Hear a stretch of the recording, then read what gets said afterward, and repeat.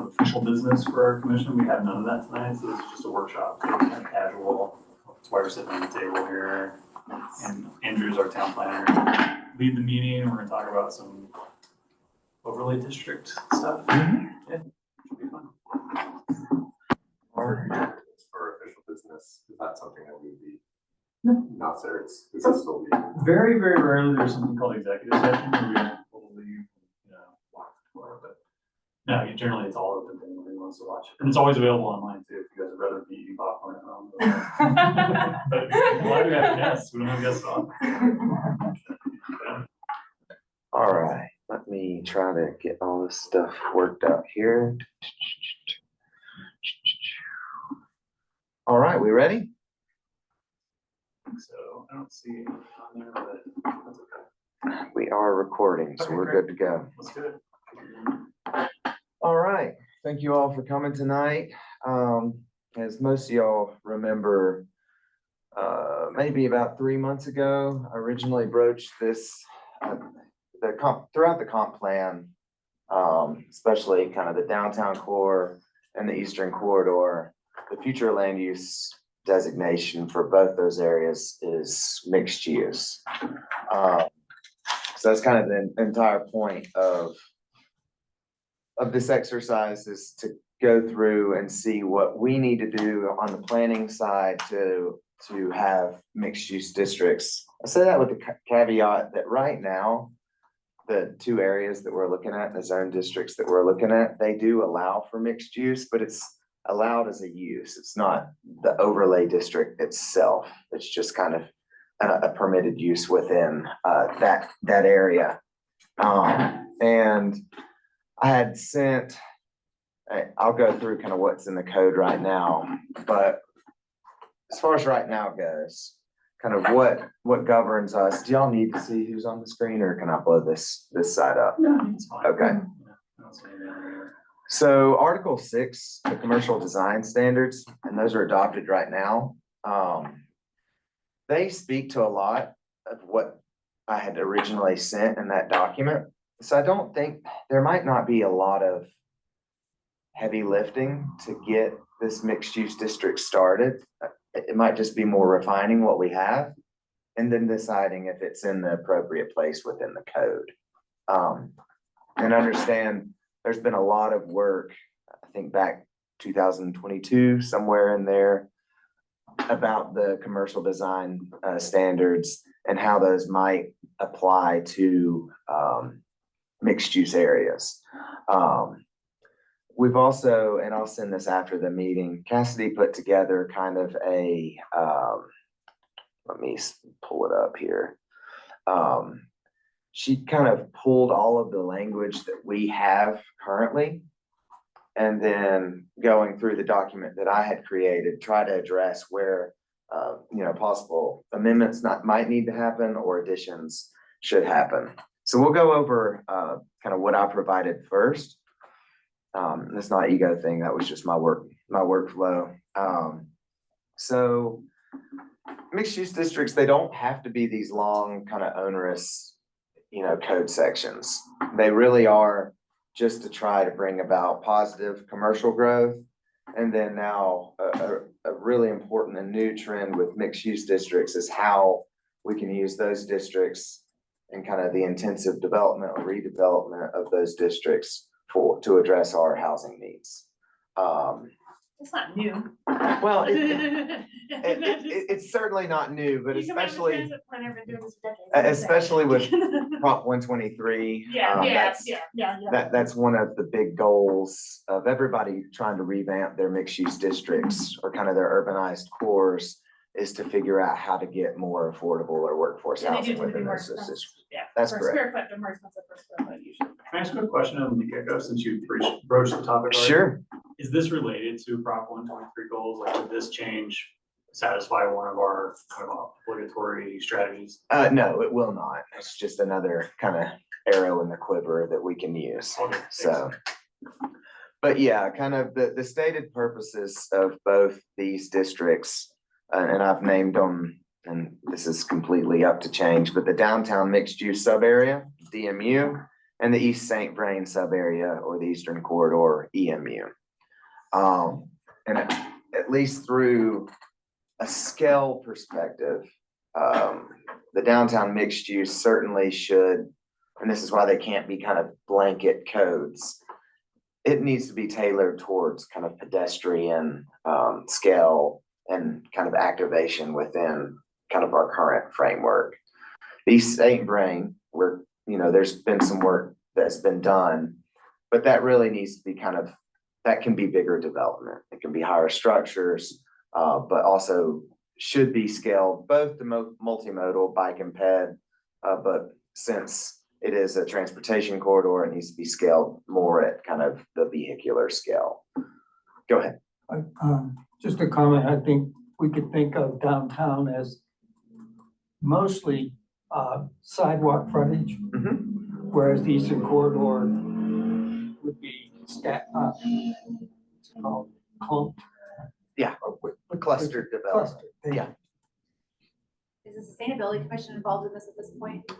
They are not yet, so. Maybe downtown pedestrian friendly versus, okay, never mind. Hopefully you'll both be. Yeah, but maybe in a different, Yeah, differently, with a pathway, a trail of some sort from the Eastern Corridor into town that would be somewhat multimodal, so you could hopefully drive a golf cart. Yeah, and we have current plans and are going through the permit process for that trail.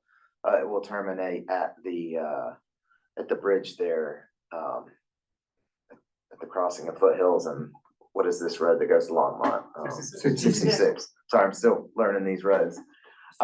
Youth highway, yeah. U Highway, yeah. But where it really kind of, well, they'll need to be distinct is, again, like you said, we can have zero lot line development as long as in downtown, as long as it, initiates or engages, our existing pedestrian network. Out on the Eastern Corridor, it might be that we want to pull development. We might have a much further front setback from U Highway, and we have more planning restrictions or something like that.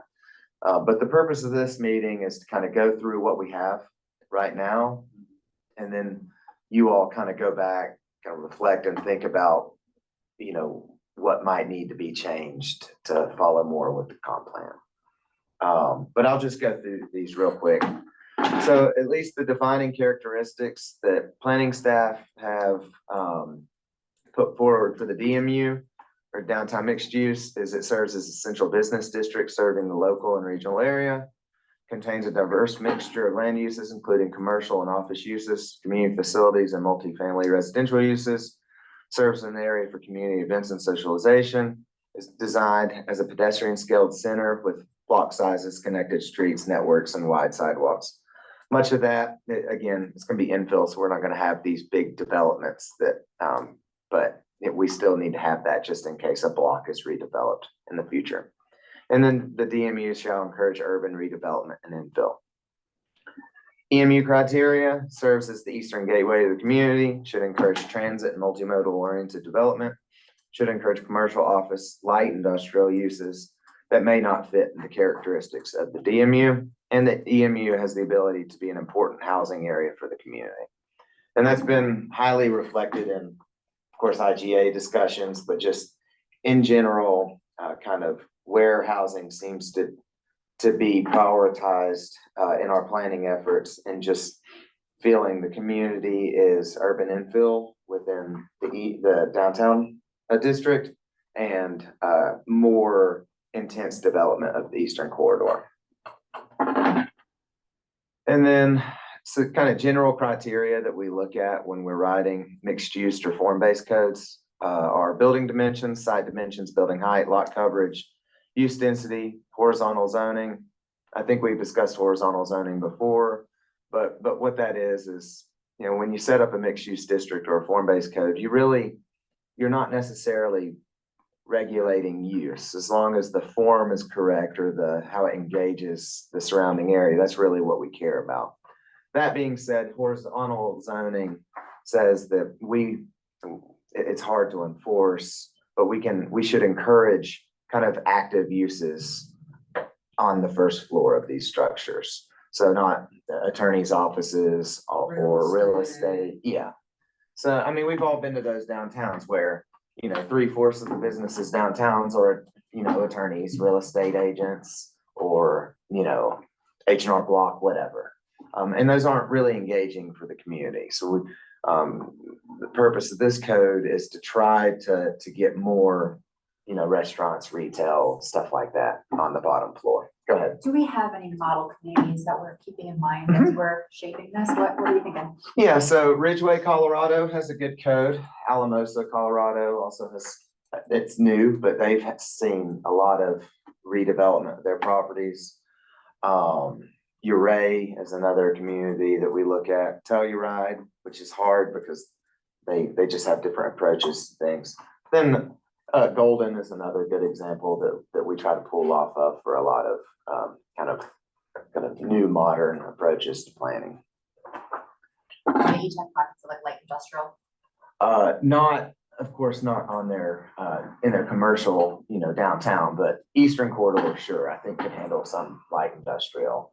And by that, maybe that's, live work units where you might have, somebody that makes beeswax candles or something on the first floor, and then they live above or something like that. Those are really the uses that you're trying to pull to these areas. And then the other criteria or regulatory suggestions are minimum residential unit provision. And that will be kind of the largest push, or at least the newest thing that might be brought, or that staff is recommending be brought to these criteria. Minimum workforce housing provision is part of the one above. And then you're running mill parking, site design, building aesthetics, and building interaction with other facilities. Would that include lighting and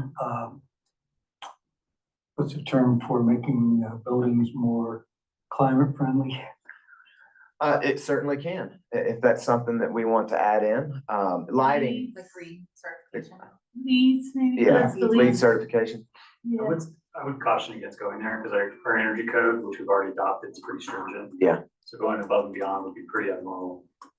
And I'm just asking if this connects to that, Well, no, if it activates that. it shouldn't need to because the building code will be activated during permitting. Okay. And so really the design guidelines, so you need to double up on that, unless we had very specific things, like, for instance, the energy code doesn't talk about dark night sky ordinances, like, which we talked about in our last meeting. So we felt like that was a really important thing that was on the fringes of, being a good steward of the environment without being like measurably sustainable. Sure. That might be something worth considering, but I Mm-hmm. think some of those are already covered in our design guidelines. Yeah, the current design guidelines do speak to lighting that doesn't go beyond the perimeter. There's some site design stuff, like, stormwater management and water quality stuff that we could get into, but even then, I kind of feel like that might be out of our like expertise as a volunteer commission. And that would be included in site design here, right? It would be, and I know we have site design criteria, I just don't know how heavily I don't know how novel they are, I should say. Yeah, and it's important to note that our current design criteria are shoulds, not shalls, and they're encouragements, not, Requirements. Yeah, requirements. Whereas the energy code, sorry to speak out of turn here. Oh, you're good. The energy code, which is part of the IBC, is going to be a requirement, like there's a hard requirement for that. And again, we've adopted, I think what's the newest one? 2020. 2020, I think we're on 2021. We're on 21 still? I think so. But regardless, it's still very, very good. So like, unless we had like specific goals of trying to create some kind of like, eco culture, and that was baked into kind of the development plans of this, I probably wouldn't recommend going beyond. There were a couple of fairly simple things like orienting the buildings to the south, that sort of thing. Which I don't know, I mean, they may come in again at the time of development review, but just wondering if they're part of the design guidelines. Sure. Wondering just as people in the world become more knowledgeable about climate issues and sustainability, like, my first question is, when will sustainability, they focus on environmental matters, yes. When will they be brought into this? Yeah, so the goal is to put up a framework of what this code could look like. And it might be that it's just, again, using what we have and adding stuff to it. But yeah, until we kind of have that framework, it's hard to send it out to different boards and commissions just because they won't know what really to comment on. Got it. I'm just really curious, interested, concerned about the long-term repercussions of our decisions. You know, candle making, I have no idea, but maybe they're producing some sort of waste that's bad for the earth. Some, you know, I have no idea, but whatever industrial or light industrial goes in here, like, what is the long-term cost? Because, you know, I can think of certain types of businesses where they actually do a tremendous amount of damage. And if you ever want to do something different than that kind of business like there, Sure. it's super costly. And who's going to pay for that? Not the original, I mean, possibly the original business. They might put money aside for remediation, but you know, you're talking about brownfield assessments, and that's becoming of interest. Yeah. You know, and so how does that come into play with this? Tie it all together, you know, like, what do we do if we have brownfields? So again, right now, we sent out several, I think about 20 letters to property owners that, and this is a bit of a sidebar, but property owners that our consultant believed would be a likely brownfield. We haven't had any communication back. So we're gonna send out another letter, and then we'll have some sort of, you know, public meeting or engagement session to try to get more property owners to take advantage of that. But it's, you know, again, it's up to the property owner at the end of the day. Is the goal to try to reduce our brownfields and lands? Yeah, the goal is to first assess where we have actual brownfields. And then you go through a phase 1 assessment, then a phase 2 assessment. And then Stantec, who is our consultant, provide ideas and funding sources of how to mitigate those issues. So I guess I'm wondering if, as we think about zoning, if we should allow businesses that will create more brownfields here. Just something to think about. We're trying to get rid of them. Yeah, so that's my background. I spent 30 years in the environmental science world, but Barney, from lessons learned, wouldn't one of our lessons learned for this kind of stuff, I don't know how long you guys have been here, but Andrew's only been here, what, 9 months now? 6 or 7, yeah. 6 or 7. So the distillery, I'm one of the volunteer wenches at the distillery. I've been here since the very beginning, but they had a copper problem in their water that no one really paid much attention to. They should have. That's a fire code issues that they ended up having to resolve. But so would this stuff have prevented that, or? So like the Something copper should have. plaques were leaking stuff into the water. Is that So just the distillery process, because of the kettles that they what you're saying? use, Say, yeah, okay, the wastewater has really elevated. And other, yeah. Acid or and something. breweries also Yeah. elevate the BOD, all the things that aren't allowed, and that we, in the rest of Boulder, as an industry, we had water permits, and we were required to keep those contaminants down.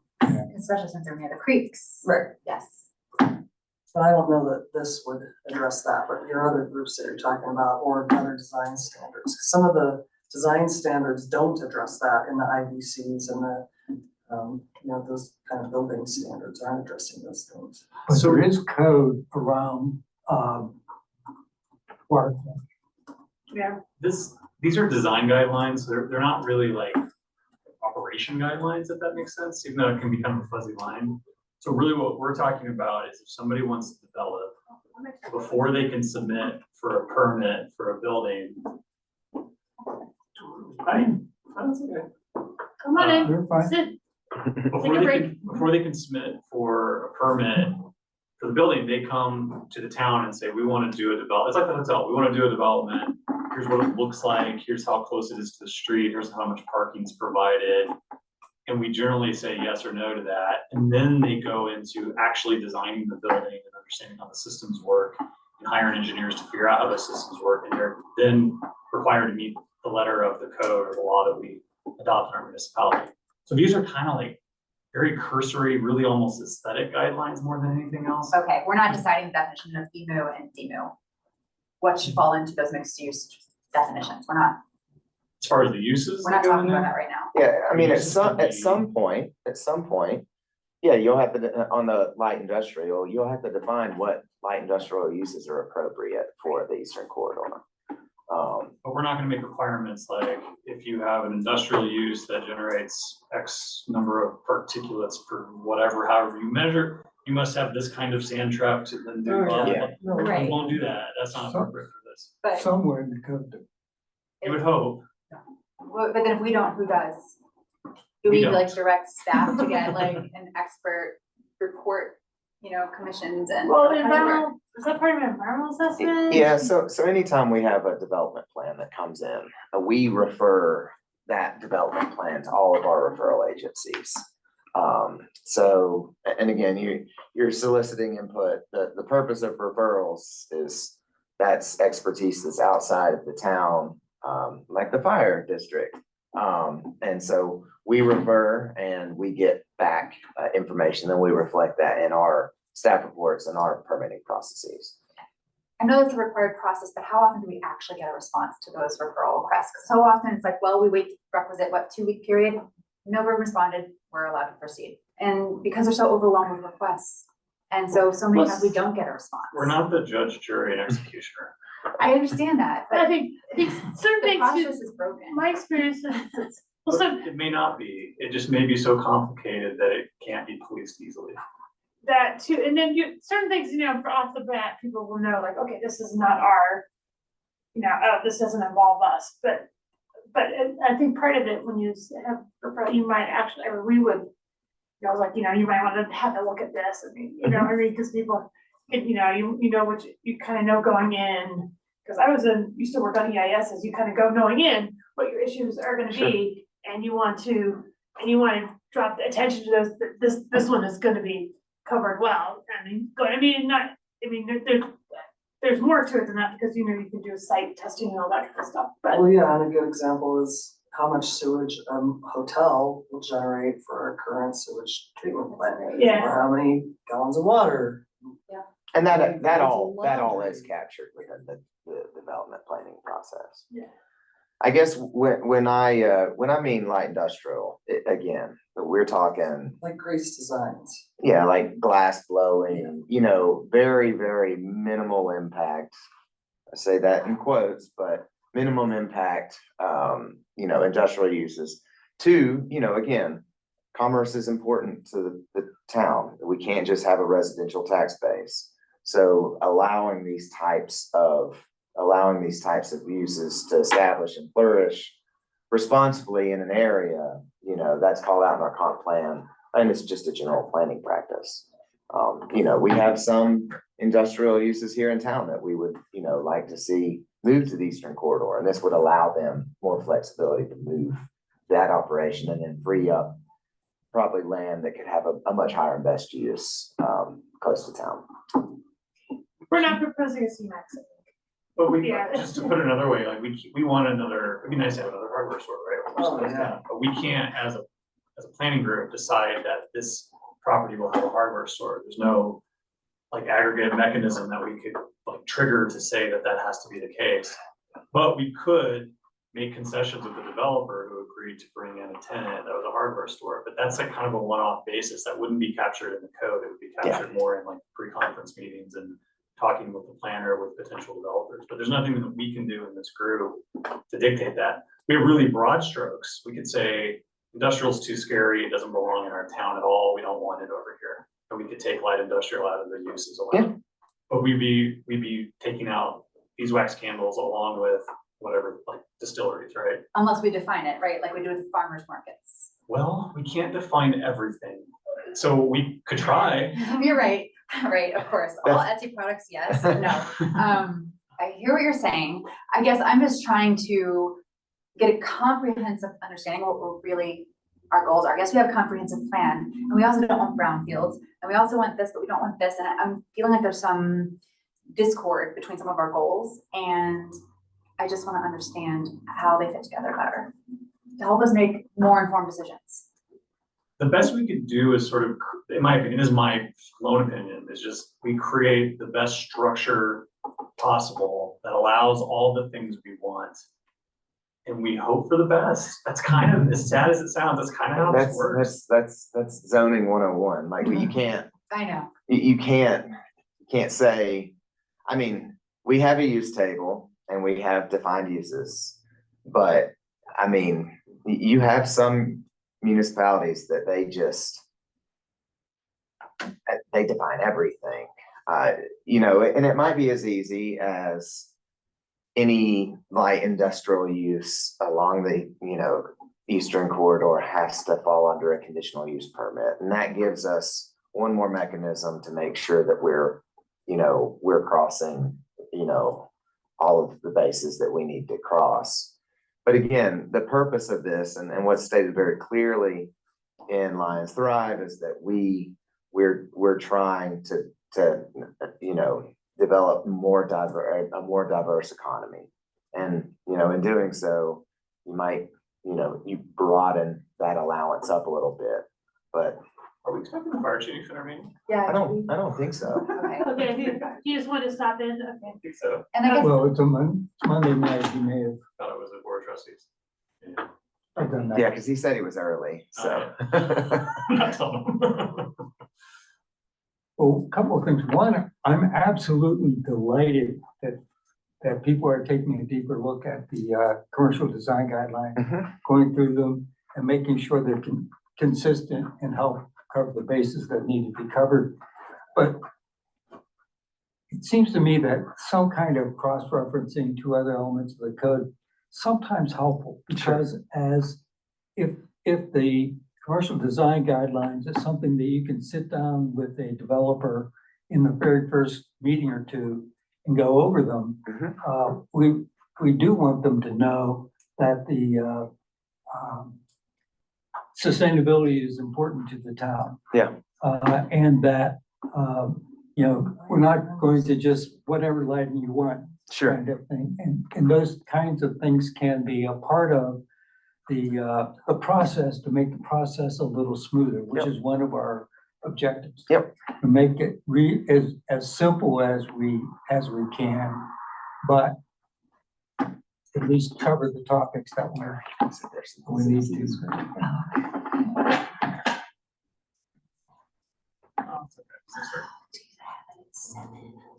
No worries. No worries. You're You good. get a couple you missed more all the minutes. good stuff. Oh, you missed us Yeah, all I your missed- favorite topics. We're just getting started. I am so sorry. Guys, I've been sitting out there for 5 minutes. I saw you walk by like 10 minutes ago. I thought you might be on your phone or something. No, I'm just sorry. So, and then I'll go through some of these criteria early suggestions. And like I said, a lot of this we already have in our code. What's gonna be important for you all to decide is if, you know, in every other section of the code, we have districts. And we have, you know, each district has the kind of regulatory framework for each of these. We don't have a mixed use district. It's allowed in, you know, 3 different districts within our community. But again, if I'm a developer coming in, and I've spoken with several developers and mixed use is really, you know, that product is what a lot of people are trying to build right now, especially in the housing space, because you can get some anchor tenants, commercial anchor tenants below, and then you can afford, if we do want to try to make these more affordable, then those uses can supplement what's above. But going through kind of the document that I had originally, and now I've lost it, hold on. You know, at least the criteria that we'll need to consider, or at least staff is proposing that we consider are our street setback, our setbacks, which again, these should fall in line with what's already there, so that shouldn't be a lot of work. We did have a discussion a few months ago about maximum building height. I think it could be a little higher in the eastern corridor without raising too many, you know, feathers or red flags. And again, if we're putting all of our eggs, and I don't mean that in a bad way, but if we're trying to intensively develop that area for housing, then we'll have to go up because there's still not a lot of space down there. But again, we don't want to allow something completely out of character where you're like, oh, that was a weird district that I just went in, but it's part of Lions. So there's some, you know, that's where they have to match, but they have to be a little different because they're gonna serve different You're shaking purposes. your head no. They don't have to match. You don't think so?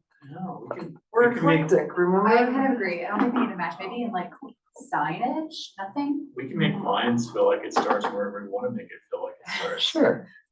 Just because we have a boundary doesn't mean someone's gonna cross the imaginary line and think, I've arrived in lines. Well, I guess what I mean is like, I know what you mean. you have like 4-story block apartments at the gateway of your town, and then you come in to kind of, Look at some of our neighbors though, like, sorry to interrupt. no, go ahead. Longmont and Prospect, and then Holiday and Boulder, they've done these kind of quirky, sort of Yeah. novel communities that were density bonus. Yep. And they became beloved by their communities. Not to say that would happen, but I have no fear whatsoever of having something unique and novel happen. Okay. Beyond Highway 36. But we would want, for example, to your point earlier, the like a big glass and aluminum building Or you would. in Eastern Corridor. No, you're not wrong. I get what you're saying. It would feel completely foreign to what we've already Which, yeah, established. it wouldn't match our architecture, their sense of place. Well, it just or- would, it would seem stark. Yeah. By comparison. Your point is totally valid.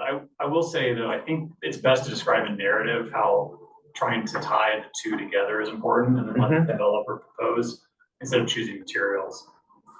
CU's campus is great. The engineering building, it's like complete UFO landed, but it's made out of the same materials as everything else that was Italianate. Yeah. Before it. So a good example of how you can use the same materials, but it can feel like a glass and steel skyscraper. As an architect, when you say narrative, do you mean like create a story, what it feels like when you were in lines? Here's what it feels like, whether it looks like a UFO or not, this is the feeling you get. Or it's saying like, we want the two parts of town to feel like they're one and the same. One Mhm. belongs with the other.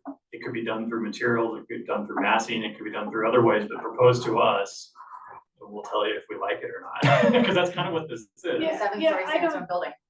But I feel like the more restrictive we are, maybe the more problematic we are, but there's probably a nice balance between being prescriptive and then also leaving I- enough room. I used to remember when we did the design guidelines about the Santa Fe, that they require the buildings be painted one of 5 shades around it. You have stucco and you can have true adobe, you know what I Yeah. mean? That You makes don't, sense now. I've been there and I was like, what is this? No, yeah, it's exactly. 5 shades around, but because they want to keep it throughout, even though Sure. those strip malls have this shade, but yet some are, you can have stucco, you can adobe, or you can have, and yeah, you don't want to specify materials because costs, I think builders need to have some flexibility in how they do their costs and, Yeah. And at least the successful codes that I've seen, you just kind of have an à la carte menu, you have 10 different allowed, building materials. What'd you say? Those things are so obnoxious. Okay, Yeah, well, you would know. We have so, it in here too. It's like every 35 feet, you need to have an alcove or a change in roof height or. Maybe you have me, so do we need to trash this thing? I don't know. No. You know what? I'm actually gonna just shut up about this. No. Let's all get on the bus That's and what I was tour gonna Ridgeway and Alamo Side Quarry and Telluride or go through some Let's slide go decks on of a what they field look trip. like. Some I'm Google. all for going on a field trip Let's to see West what's Slope, working and not so. working, we decide. The one that doesn't work is in Sedona, where my brother lives. I was on- McDonald's is not allowed to have golden arches. Oh, really? They're turquoise. The turquoise. They're turquoise. Oh, wow. Okay, and it seems awful. There you go. See what you've done. I will say. That's not me. That's not me. Yeah, I will say, how what they do in that case though, is that I've seen signage in towns so that it doesn't get too tacky, is to limit the number of colors, that's why they'll have like only, all signs can only have 2 colors, so you can still have yellow, but then it's white. Yeah, or the Yeah. boring towns that say no neon. But I will guarantee Yeah. that people drive to go see the turquoise. That's true, they do. Arches. Yeah. And it is good for that business. It's good for that Yeah, franchise to that's have true, that. yeah. Can I understand, just to clarify on the document we're looking at? Is this kind of subject by subject, quick hits? Yeah. So this is not meant to be like a draft? No. These are just examples that we've pulled and kind of the characteristics that we would like to discuss as staff and get direction on how to come back. Well, I feel like something like this, if it was generally agreed upon, would be nice with our current design guidelines to hand to a consultant to Mhm. synthesize, right? Mhm. Update and synthesize, and then we get into the discussions around how best to word, aesthetic preferences and vision and all that kind of stuff. Like a true Yeah. master plan. There had always been, at least for a number of years, a notion, I guess, rather than a plan, that as soon as the comp plan was done, we would revisit the design guidelines. And so they could be written to support developers' understanding Sure. of what they should do in order to have a successful development. Things have happened since then, including, Prop 123 and other state kind of requirements or trends, if you will, that do things like, maybe you should, instead of having parking requirements, this is a minimum, we should be saying you should have the fewest number of parking spaces you can possibly get away with. Mhm. Because in a town the size of Lyons, you don't have much real estate to deal with. And what you don't want to do necessarily is encourage a lot of transportation, private transportation as opposed to public transportation. So sorry. Go ahead, please. Oh, I was gonna, on these criteria set forth, I do have some kind of questions around them. Sure. Now be an appropriate time. Yeah, go ahead. Okay. Well, first of all, it's a little tricky because the Eastern Corridor is such a different beast than the downtown. Mhm. But I think it's okay to talk about at the same time, just for efficiency. But I'm specifically talking about the downtown. We allow, the height allowed in downtown, I don't know what it is. 30. 30? 35, I thought. 35 to 40. Well, it functionally allows 3 stories. Mhm. There's no story limit. And when the hotel was reviewed, I think that was a shock to a lot of people. Mhm. And so I think we could potentially, if we wanted to, we felt like it was an important thing to do, try to scale that down with this overlay district. And that's the question I have is, can this limit things in height more than our code would otherwise without the overlay? So, Can it be more restrictive? Yeah, the overlay can be more restrictive. So like, we could basically say, we could go back and say our downtown is 2 stories tall based on the overlay district, whereas the underlying zoning allows 3 stories. Yeah, you can do that. Are people in town really against more stories? I haven't been here very long. The hotel was Like 3 stories, all Nightmare. downtown, no way, would never happen. well, if you look at everything else, it was all 2. And I mean, you could Eventually make it, though, if you made it 3 permissible, then Eventually. it'd be 3. yeah. Yeah, well, the other is to encourage 3 stories. yeah, that's just what I'm saying, yeah. It's not discouraged now, so there is no, but I was gonna say, if you wanna make it a true residential bonus or workforce housing bonus, allow the 3rd story. Oh, I see. Yeah. Only- And that's, Oh, there you go, yeah. that's reflected, I have, 4-story. Oh, I missed it. yeah, there's some language down here, so like minimum residential units to be Yeah. provided, and this is where you start getting kind of the density bonus. Yeah, okay, I didn't, honestly, I just glazed over. Yeah, no worries. So like one structure, you don't have any residency requirements. 2 stories, 25% of all square footage has to be dedicated to housing.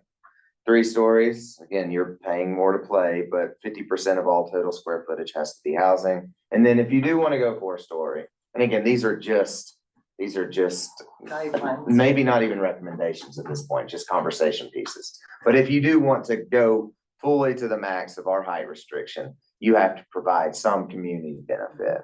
One problem with doing that is 40 feet, 4 stories is a pretty miserable ground level.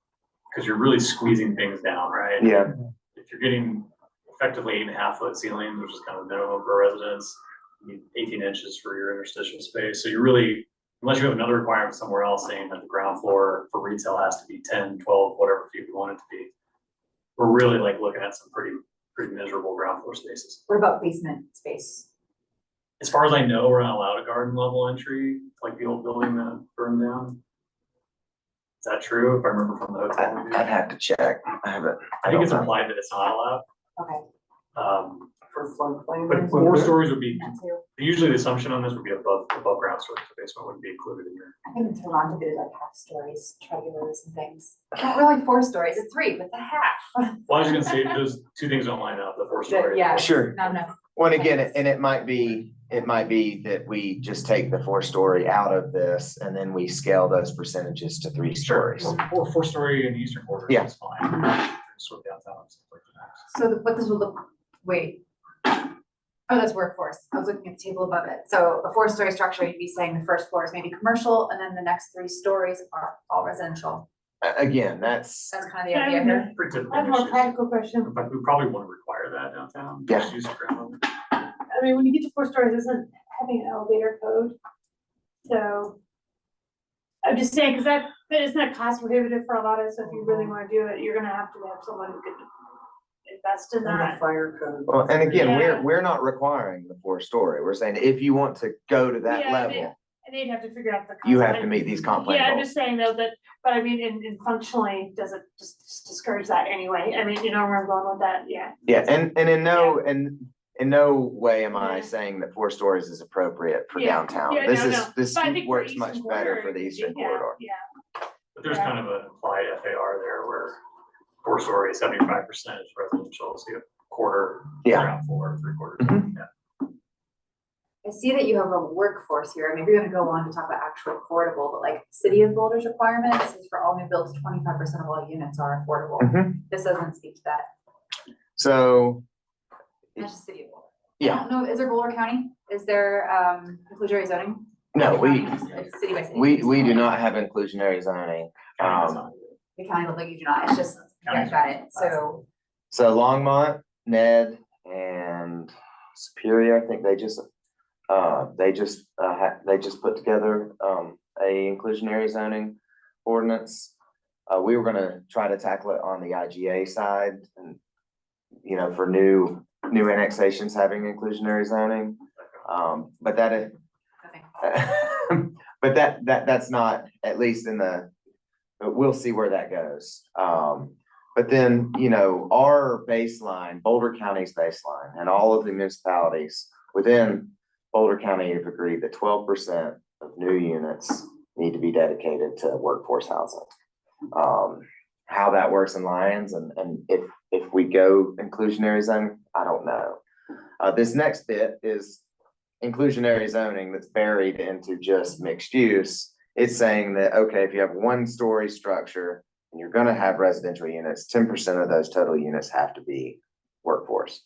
2-story, 12%, and that meets our baseline goal as a community. 3-story, 25% of residential units, and then 4-story, 50% have to be, 50% can be market rate, 50% can be workforce. The workforce is 80 to 120 AMI. For rental units, it's 60% AMI. For sale or equity units, it's 100. Is this top line trade threes definitions? That's DOLA here. So to meet our Prop 123 goals, those are our metrics. With the overarching metric that it does not count as workforce if the household is spending more than 30% on their housing. As affordable? Or as workforce, is that what you meant to say? So it's not workforce or affordable, or any of those words that you want to use. I see. If a household has to spend more than 30% of their income on housing. Yeah, it seems to me because of this discussion that it almost has to be like a railroad track progression for workforce housing availability and all of the availability that mixed use can provide to make sure that the people who would be candidates for that housing can qualify for it. So, you know, to me, it's like there should be at least as much effort, if not more, going to the maximum to enable people to qualify for the housing. Because you hear, you know, all the time now that the affordable housing that we have, nobody can qualify for. Either they earn too much or they earn too little and they're in that, you know, squeeze. And so it becomes ineffectual. So to me, doing any of these things without making sure that works is, I mean, it's just, you know, we may end up just being frustrated by it. Sure. Yes. Just want to remind us that the AMI level, you know, the area median income for us is just a little over 100 grand. It depends on household size, right? But like, that ends up being like $25 a month for rent. So it's actually, there are a lot of people who make that and who qualify for this. It's not a stretch.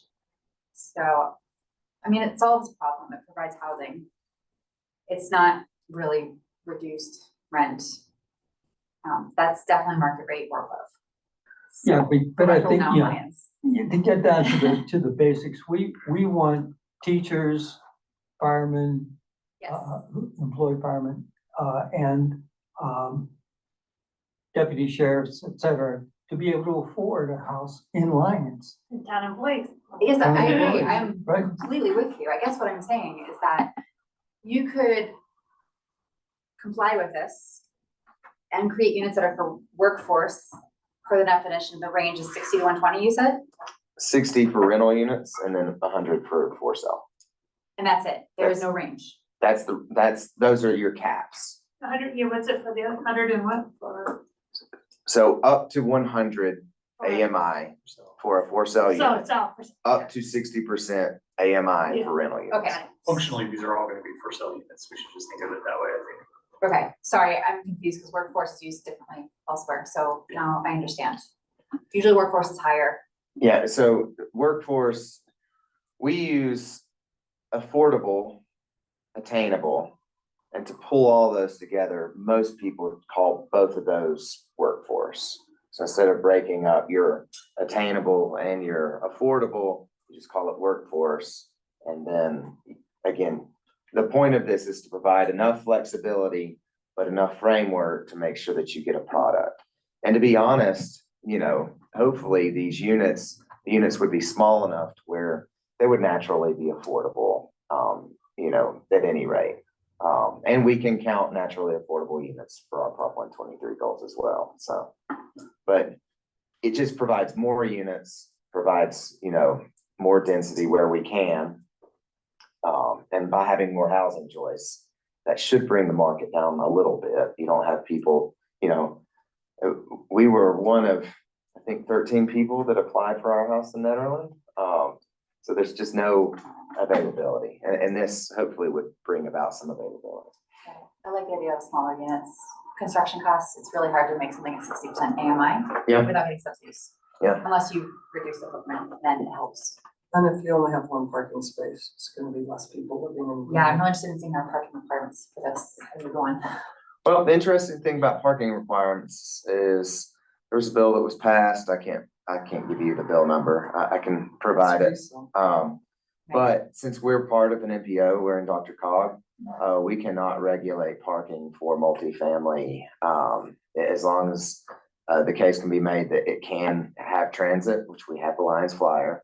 I certainly think it would qualify for the Eastern Corridor.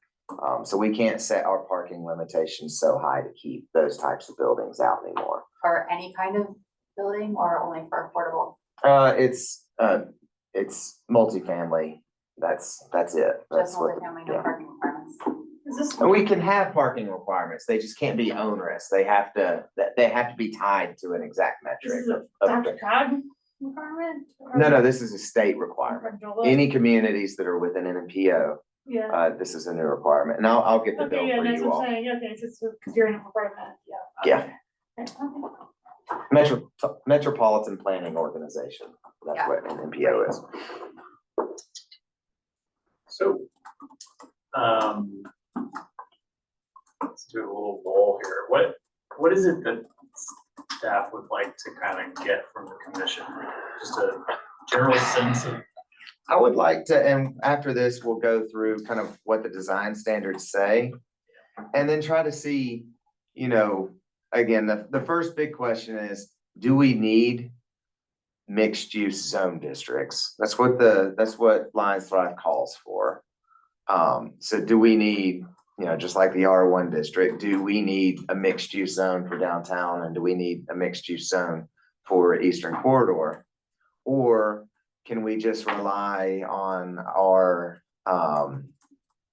commercial design guidelines to kind of dictate development? It would be my opinion, and it's just my opinion, that we at least need that district framework. So if I'm a developer, I know where to go, and then I don't get hit at a pre-app meeting with the design criteria that I may not seen. But that's just my opinion. But again, I just would like to go through kind of this is what most mixed-use districts try to cover. How can we make these jive with Lions Thrive, and where should they go in the code? I guess that's the direction. But again, this is an open conversation. No, that's great. I just want to make sure we're not like going too far down some tangent or losing scope. Sure. What, I guess a desired outcome from staff, again, is to do a better job of being flexible for our economic development and being flexible for housing where we can densify. Because again, as we've learned over the past few months, development, on town fringes outside of the Eastern Corridor, is going to be, very controversial, and the town doesn't want to be in a position where we are pitting a developer against neighbors. And, nobody wants to go through that exercise. So it's tailoring these two districts to achieve the goals that we're trying to meet. Seems like less potential downtown other than the hole in the ground we have, but is there something coming down? Well, one's got plans, the other one's for sale. Yeah. But is there something else coming downtown that we should be aware of? Or is there more like maintenance of what we currently have that you think needs fixing? That's why the downtown district is an emergency. Well, again, it's not a mixed use district, and we don't have that overlay. And we don't have that permitting mechanism for a developer to kind of latch onto and get creative in. They're just working within the the design guidelines. And if that works, that's fine. But again, this was an initiative in Lions Thrive, so it's staff's responsibility to try to vet it as far as it can go. I don't have a problem with it. I know people, at least one person has a problem with it, but I don't. My question is more of just, does having the overlay district make us more nimble for adjusting it in the future? I think so. Because that would be an advantage worth following. Because a lot of these things is like, we can't, to your questions around Adjusting what in the future? the overlay. It'd be easier to adjust the overlay district than it would be to go in and change the mixed use zoning in our code. Because the district applies to the thing we say it applies to, and we can even change the boundary a little bit if we wanted to, or make it smaller, or make it bigger. The changing of zoning itself might affect different areas of town. That's correct. Yes. Well, just, and I'm not disagreeing with you, I'm just saying that there is an alternative, which would be to, since mixed use is, it's by right, I believe, in both downtown and Eastern Corridor. So you could define mixed use and requirements associated with mixed use, and they can even differ a little by those different areas. That's an alternative way of doing it. Then the question would be, which is simpler, meaning lower cost and most easily communicated with developers, and to defend when a development plan comes, to defend it with the public if they have objections. You're saying the alternative to having two overlay districts is just creating a separate mixed use zoning, one for each area? No, defining it better within the areas the zone districts that mixed use is already allowed. Yeah, well, you have mixed use already in both areas. Then you have somewhere else a definition of mixed use and requirements associated with it. And those requirements could even say, in the downtown area, these additional restrictions or opportunities exist. And in the Eastern Corridor, yeah. Without defining a parameter, could we say that?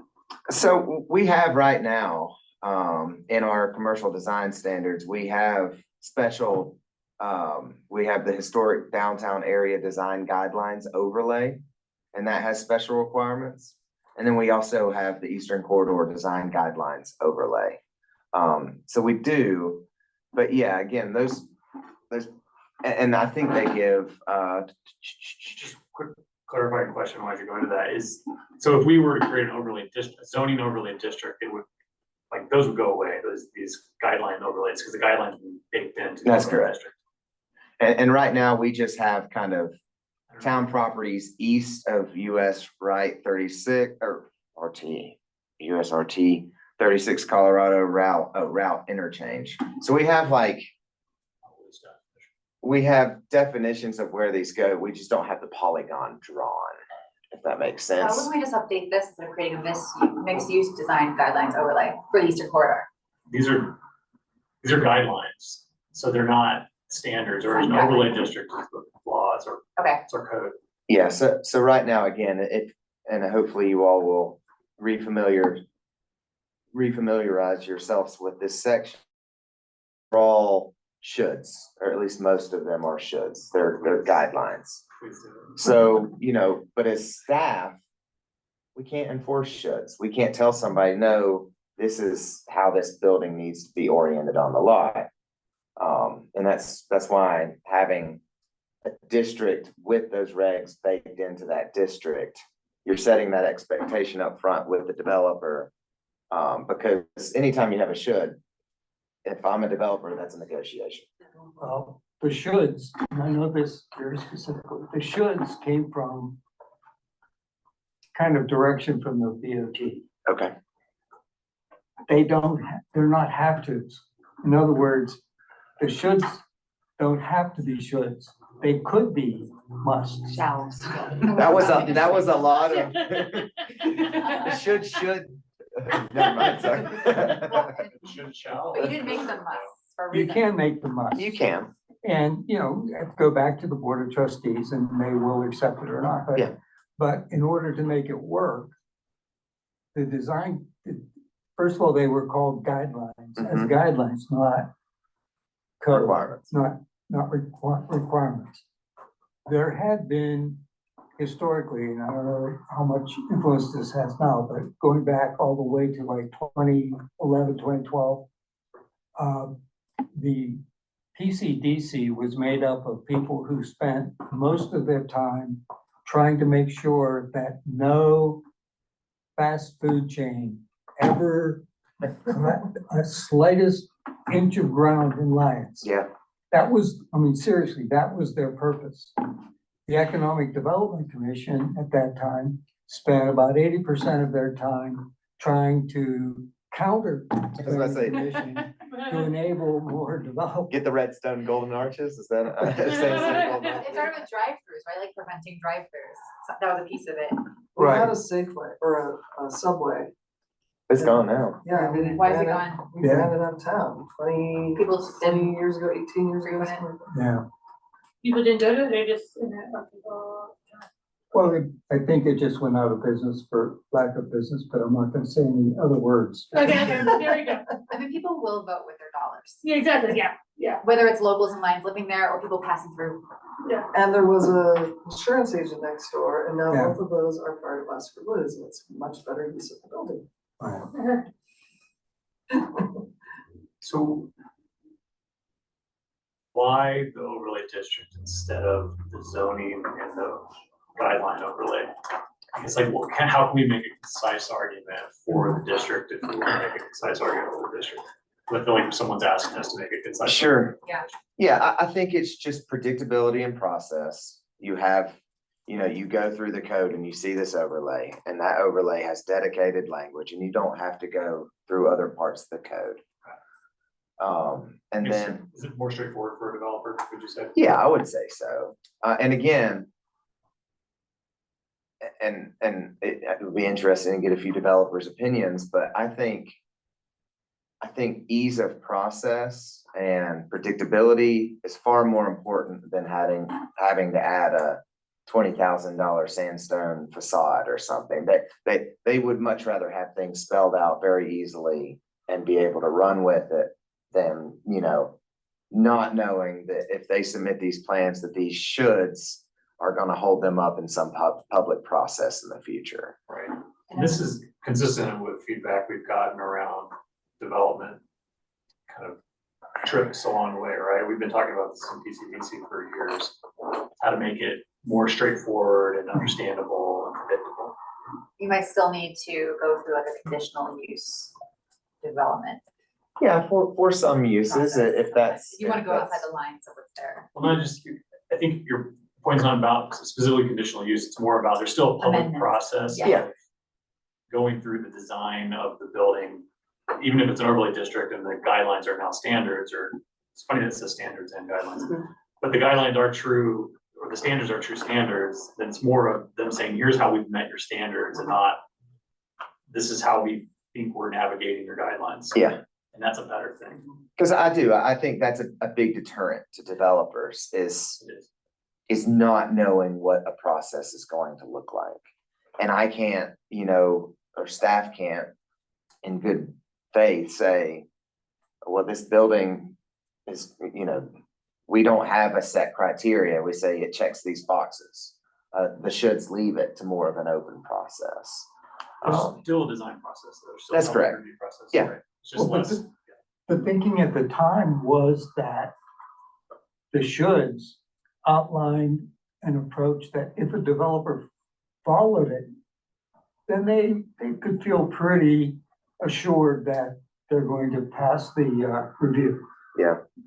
And, but there's a little bit of wiggle room that and sometimes a lot of wiggle room that a developer could then feel, well, it would have cost $1 million to build it, straightforward, all close to the shoulds. But it would only be $750,000 if we could make this adjustment that doesn't threaten safety, but is outside of the should. Yeah. By saying should, then both the town and the developer would have the flexibility of moving forward if it made sense to. But wouldn't have to if it didn't make sense to. Yeah. Aren't the shallows still negotiable though through that public hearing process? If it's a use by right, I mean, the shalls are shalls. In general, that's code that has to be required, and has to be met. Which group approves sign design? There's a new restaurant in town that's wondering what their sign is. Cassidy runs sign permits. That's an administrative approval, yeah. Taking signs to boards and, I was like, just, okay. I actually saw the Cherry Creek Planning Commission go through a sign approval process. Well, they do, yeah, I wasn't joking when I said, like my hometown, I had only 2 color signs through town.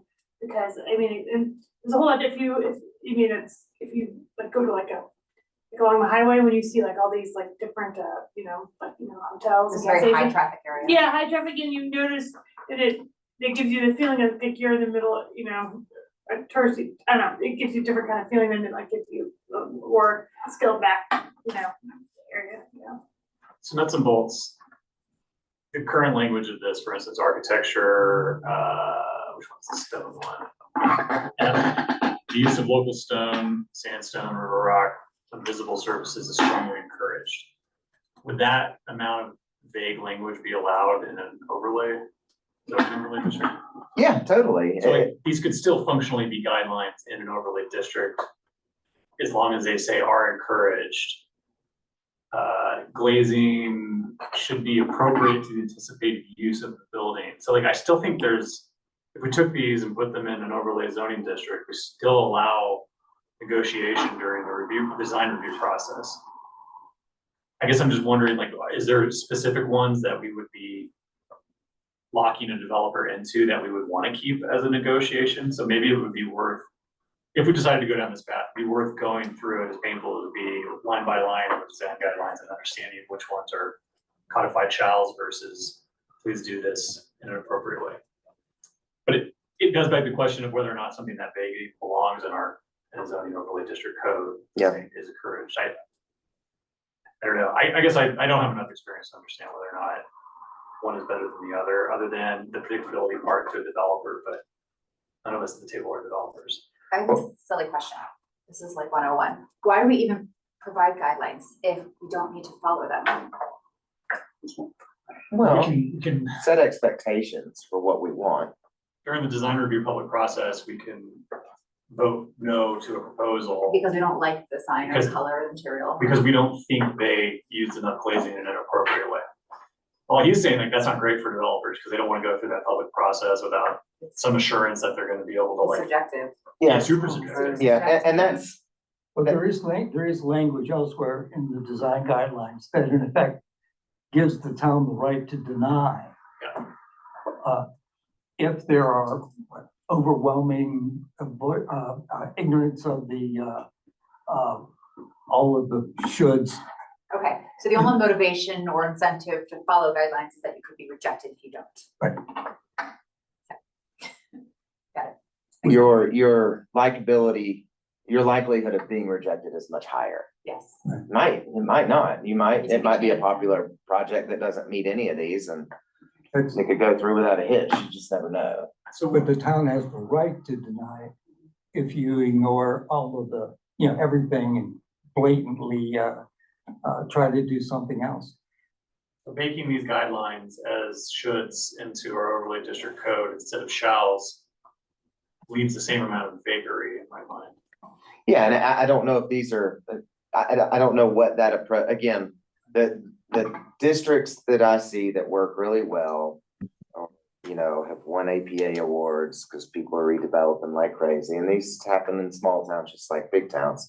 It's limit discretion, provide, a thorough idea of what the process is gonna look like and be predictable, and provide area to be creative. Those seem to be the three kind of large, buckets, if you will, of what these districts try to achieve.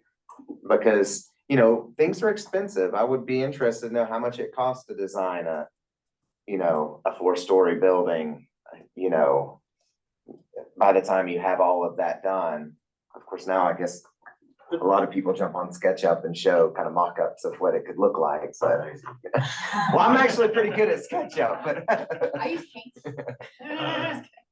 So we could, if we have housing goals to meet, those don't make sense in design guidelines. Those make No. sense in zoning. that's correct. And if we have specific density areas of town that exist, that we want to be dense, we need them to be dense for our town to survive the way it needs to survive and thrive the way it needs to thrive. We either need to create specific zoning for those areas and apply them lot by lot, or we create a district and apply it to the district broadly.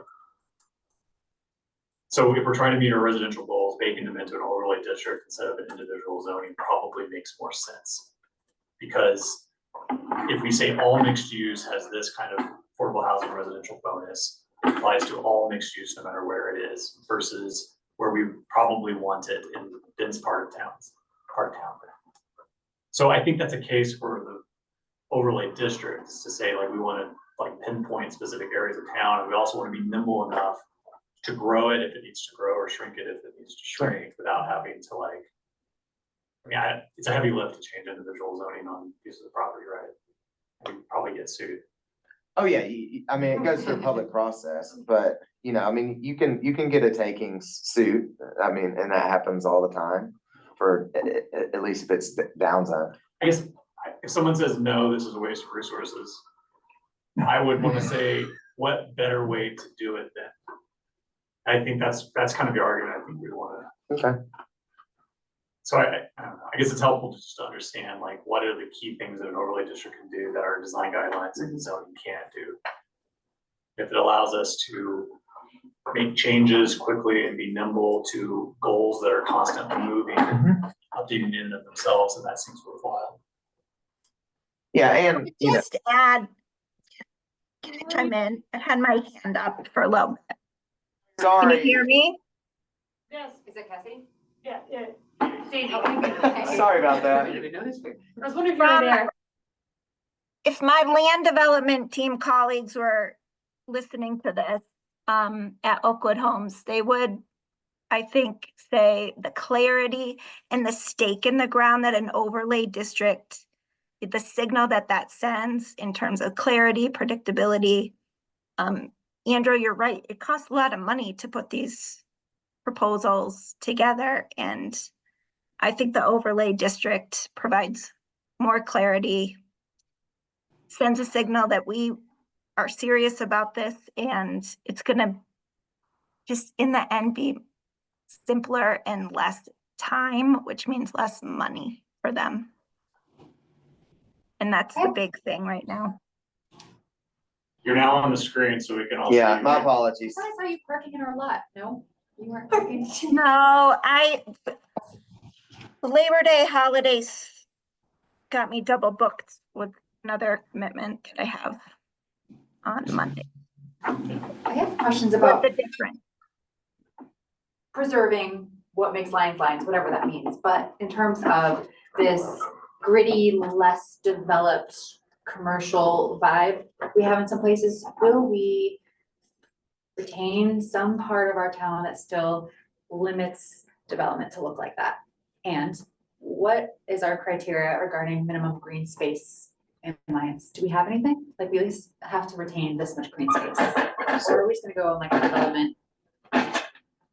Yeah, so you hit the green space by lot coverage restrictions. Do you mean on an individual site, green space, I or mean just total parks? Lions green space, so Means like if parks we and open allow space. individual parcels to expand their building sizes, we lose green space. If we decide that some of our park land can be converted into something else, we then lose green space. Like, how much green space do we wanna keep in town as we're thinking about developing more? Just curious, The park space is pretty well protected right now. just the park space. Well, specifically it's park space. Yeah. It requires a vote of the town. Yes. If it's more than a half acre of development. And the half acre was meant to, enable like a garage for the lawnmower. And that goes back to the affordable housing proposal in Bone Park. So back in, what is it, that was for like 2013? Yeah. Yeah, because I was here, yeah, because I was here, yeah. Because the Boulder County was proposing an affordable housing, The town of Lyons, it was, along with Boulder County and consulting. But it was a citizens initiative that passed overwhelmingly. And ADU, use by right. I love this. I love it. We're gonna lose green space in yards if we start paying for ADUs. So like, I just. You're gonna lose fescue Well, that you yeah. dump drinking water into. You're gonna what? Fescue that you put drinking water into. Well, one could argue that Lyons green space is pretty much on the high side of towns with green space. Is it? yeah, it is, Okay, yeah. so- Yeah, in terms of It is? percentage. Yeah, All yeah, the yes. homes that got lost during the flood are, and they're not rebuildable Because are all of green Mhm. space. Okay, Yeah, we have a We lot. have a lot of green space relative to our. I'm trying to locate it. I had done a spreadsheet of our, All the parks. and I I remember can't the map they used to be hanging. locate it. It was quite a bit. We are a town with a lot of green space. okay, cool. And, But individual lot green space, if you're talking about that, is a different discussion. It's not Sure. zoning Mhm. parks and open space. It's Okay. talking about what is the public realm and getting into kind of philosophical arguments about. well, when we talk about It's squishy. setbacks, we require setbacks on private land. Yeah, it's weird. It's, And they will fight for them here in Old Town. If you're talking about, is there enough green space in the town? We have a lot of green space in the town. Now, does that mean that we shouldn't be considering green space in areas, to me at least, downtown? You would have to push buildings back to get, One thing that, I'm sorry, Brian. we have a little bit of green space like on the north side of Maine near Oscars, but those could be built and use all that space. It could be good commercial space, could be good ADU space. In the eastern corridor, I think it's different. There's where the definition around clustering and so forth could enable there to be pleasant green space in and around the clustered buildings. Yeah, so this was a quick exercise that a trustee asked for, but for kind of parks, open space, even looking at ag, just because those are going to be fairly open, we're looking at a very heavy percentage of the town being dedicated to green or open space. So 16% ag, and that's Indian Lookout. Ag on the eastern corridor is 3%. Parks and open space is about 16% of our municipal boundary. And then parks and open space zone municipal is about 4%. you're talking about actual use, not zoning, because like eastern corridor is ag, right? But it's being used as commercial or whatever.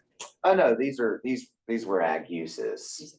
Yeah, And this is within the town limits. this is within the town limits. I think I'm thinking about, and maybe this is Sustainability Commission, maybe this is someone else, but I'm thinking about studies that show that the more concrete you have, the hotter the temperatures get, and we're about Oh, heat climate island, change, it's the and heat we're in island. Colorado, and it's hot, and we're getting more concrete, and I'm all for more commercial, and I'm excited about it. Yeah. I just wonder what that's gonna do, like climate wise. You're talking about heat island effect. Are we all That's gonna called. green roofs on our houses? Because of the size of our town, it's a bit of a different animal. It is. Yeah, Yeah, Chicago, they decided once upon a time, maybe 30 years ago, that all of the roofs of their municipal buildings were gonna be green roofs converted to, but they have a huge problem with heat island effect. Yeah, It's not to say we don't have a microclimate, well, I mean, it's but hungry. the better argument probably for us is access to open space, but since we're so small, we're like within a quarter of a mile walk to open space from just about anywhere you are in town. So making an argument for individual lots having to have open space on the ground floor kind of gets weaker and weaker. Boulder has that requirement. You build something in the central business district of Boulder, you have to provide a certain amount of ground floor, open space, or access to open space. There's weird buildings where like you can walk up a stairway and then there's a rooftop deck. And it's technically publicly accessible, even though it may not look like it I from mean, the like, street. when you say open space, You you mean know, that- a courtyard even, the cement courtyard? I don't know what the requirements Okay. are. It could be, I don't think it's allowed to. The environmental regs on planning for industry in Boulder were excruciating for us to comply with. If we had to take a tree out, we had to plant another tree. I mean, we weren't allowed to have rocks, because those also reflect heat. We weren't allowed to have juniper bushes, Let's see, we would mean Well, like that's- the Boulder, Boulder. you're saying. Yeah, if you wanna learn more about how that works, go look at the Boulder Code. well, juniper is about fire mitigation, because they're fire rocks. Okay, anyways. You're right. Yeah. I just, again, it's like kind of the scope of what we can accomplish or should and could spend our time on in mines. I just, my instinct is that's probably not something that we should spend our time on, but maybe it is. You would know as well as I do. I just always think it's important to keep long-term, short-term at the same time in your head when making big decisions about things that'll go up now. Maybe they'll come down in 10 years and they'll go away, they'll go out of business, but they need concrete. And it's like, well, what do we do now? I just want to think long-term a little. there is a preference that we've expressed a couple of times for permeable surface as opposed to solid surface. Definitely need that. Is that our new sidewalk system? Not sidewalks, So not yet. they were permeable, or they were impermeable already. Yeah, and sidewalks are almost impossible to have permeable, because you get one storm and you get a blast of sediment that goes into, permeable pavers or whatever you try to do. And then the maintenance cost of vacuuming that sediment out of those structures are just, the town would never have the budget to be able to do that. The parking areas. That's a place where you Like can. gravel parking or something. Gravel, pea gravel Park. kind of thing. Rather than, because that's where you get a lot of accumulation of water and runoff. And then everything that's sitting on the hard surface gets washed into the nearest waterway. Who's supposed to be concerned about this? Is it our group? Is it someone else? Well, that should be a part of the design guidelines and or code somewhere. Yeah, So we can weigh on that, but other commissions can too. that's correct. Yeah, I would certainly think the sustainable future, that would need other input from other boards and commissions. And would be the expectation, at least from staff, to try to garner that. I wish we could have a workshop with them. Oh, we can, that's a Yeah, request. It's hard to do Love it. Sounds to hear what good. they're thinking about. It's long-term planning for town, what's on their Report have minds. 2 a year, at least 2 a year. Yeah. You're with the BOT. Well, BOT, sorry, you're saying, I'm sorry, but yeah. But we can, right? Yeah. Do you guys want to spend some more volunteer time meeting with them once or maybe twice and just hearing what they're thinking about and how we can maybe collaborate and coming up with some cool ideas for town? Jump out of your seat, yeah. No, I don't. I would really like that. I You think- should, go, Just, represent us, okay, Yeah. bring back information. fine. But as far as getting into the details about, what, permeability of parking lots, that would certainly be a bigger exercise than probably planning staff. Yeah. And different states have very, very different perspectives. Gravel is not permeable. Once it's compacted gravel, might as well be concrete, for most states. Colorado, it still counts as, permeable, area, but We're you just know, being asked to make decisions I think we don't fully understand. I'm not asking for that decision on parking lot permeability. And not on design guidelines or anything. I think we could require a certain percentage of parking lots be, you know, permeable and then put the onus on an engineer to make sure that, you know, that it meets whatever flow or permeability test it needs to meet. I don't think we need to set strict guidelines about what type of, you know, pavement materials need to be used. You leave it up to an engineer to come with a proposal and says, hey, during this amount of watershed, this is how much this parking lot will allow to perk through the soil, and this is how much we'll have to divert into a drainage basin or a swell or something. Let me clarify my question, sorry. So we're not being asked to wait on design guidelines. No. We're not talking about design guidelines today. I mean, we're looking at them, but we're not actually going to weigh in on them at all. No, I'm just trying to get clarification of what you all would like staff to look at, either expanding on. Really, the conversation for today was, is there merit in pursuing an actual district and for mixed use? And that's really one of the key requests today, is using our existing code structure. How can we, as Amy said, how can we provide what developers are really trying to accomplish while still meeting our community goals?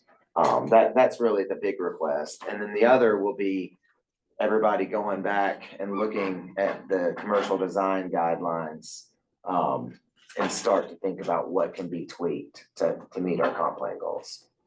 But no, today, the hope is not that we're not gonna be discussing, we need, you know, every 35 feet, you need an alcove in a building or something like that. That's not the goal of today.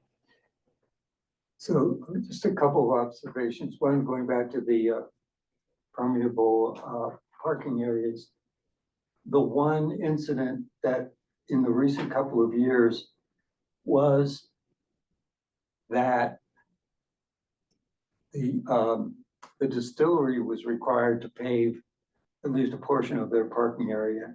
And then the marijuana shop next, when it came to the PCDC, there was a sentiment to waive the requirement for the paved parking lot. And that goes back then to the earlier discussion where we talked about you can have requirements and then enable through an appropriate process to waive those requirements so that you can get what's best for the town. So wouldn't that approach work best though, if you have very explicit criteria that need to be met and then leave it to the developer to come back and say, hey, this isn't what works for this property? Yeah, I think that would work. Yeah. And make the statement in the document, we do that all the time with regulatory stuff. You may do this or have alternatives, you may do these instead of a should. It opens it up more for creativity. But to Barney's point, though, I think that's the case for the overlay district, is you don't get favoritism, you don't dabble in politics. Yeah. Because the rules are the rules. Yeah, but I think this kind of discussion is valuable so that the range of approaches were discussed and thought through. You know, so, and then because the inevitable questions will come and challenges will come in the next steps of the process.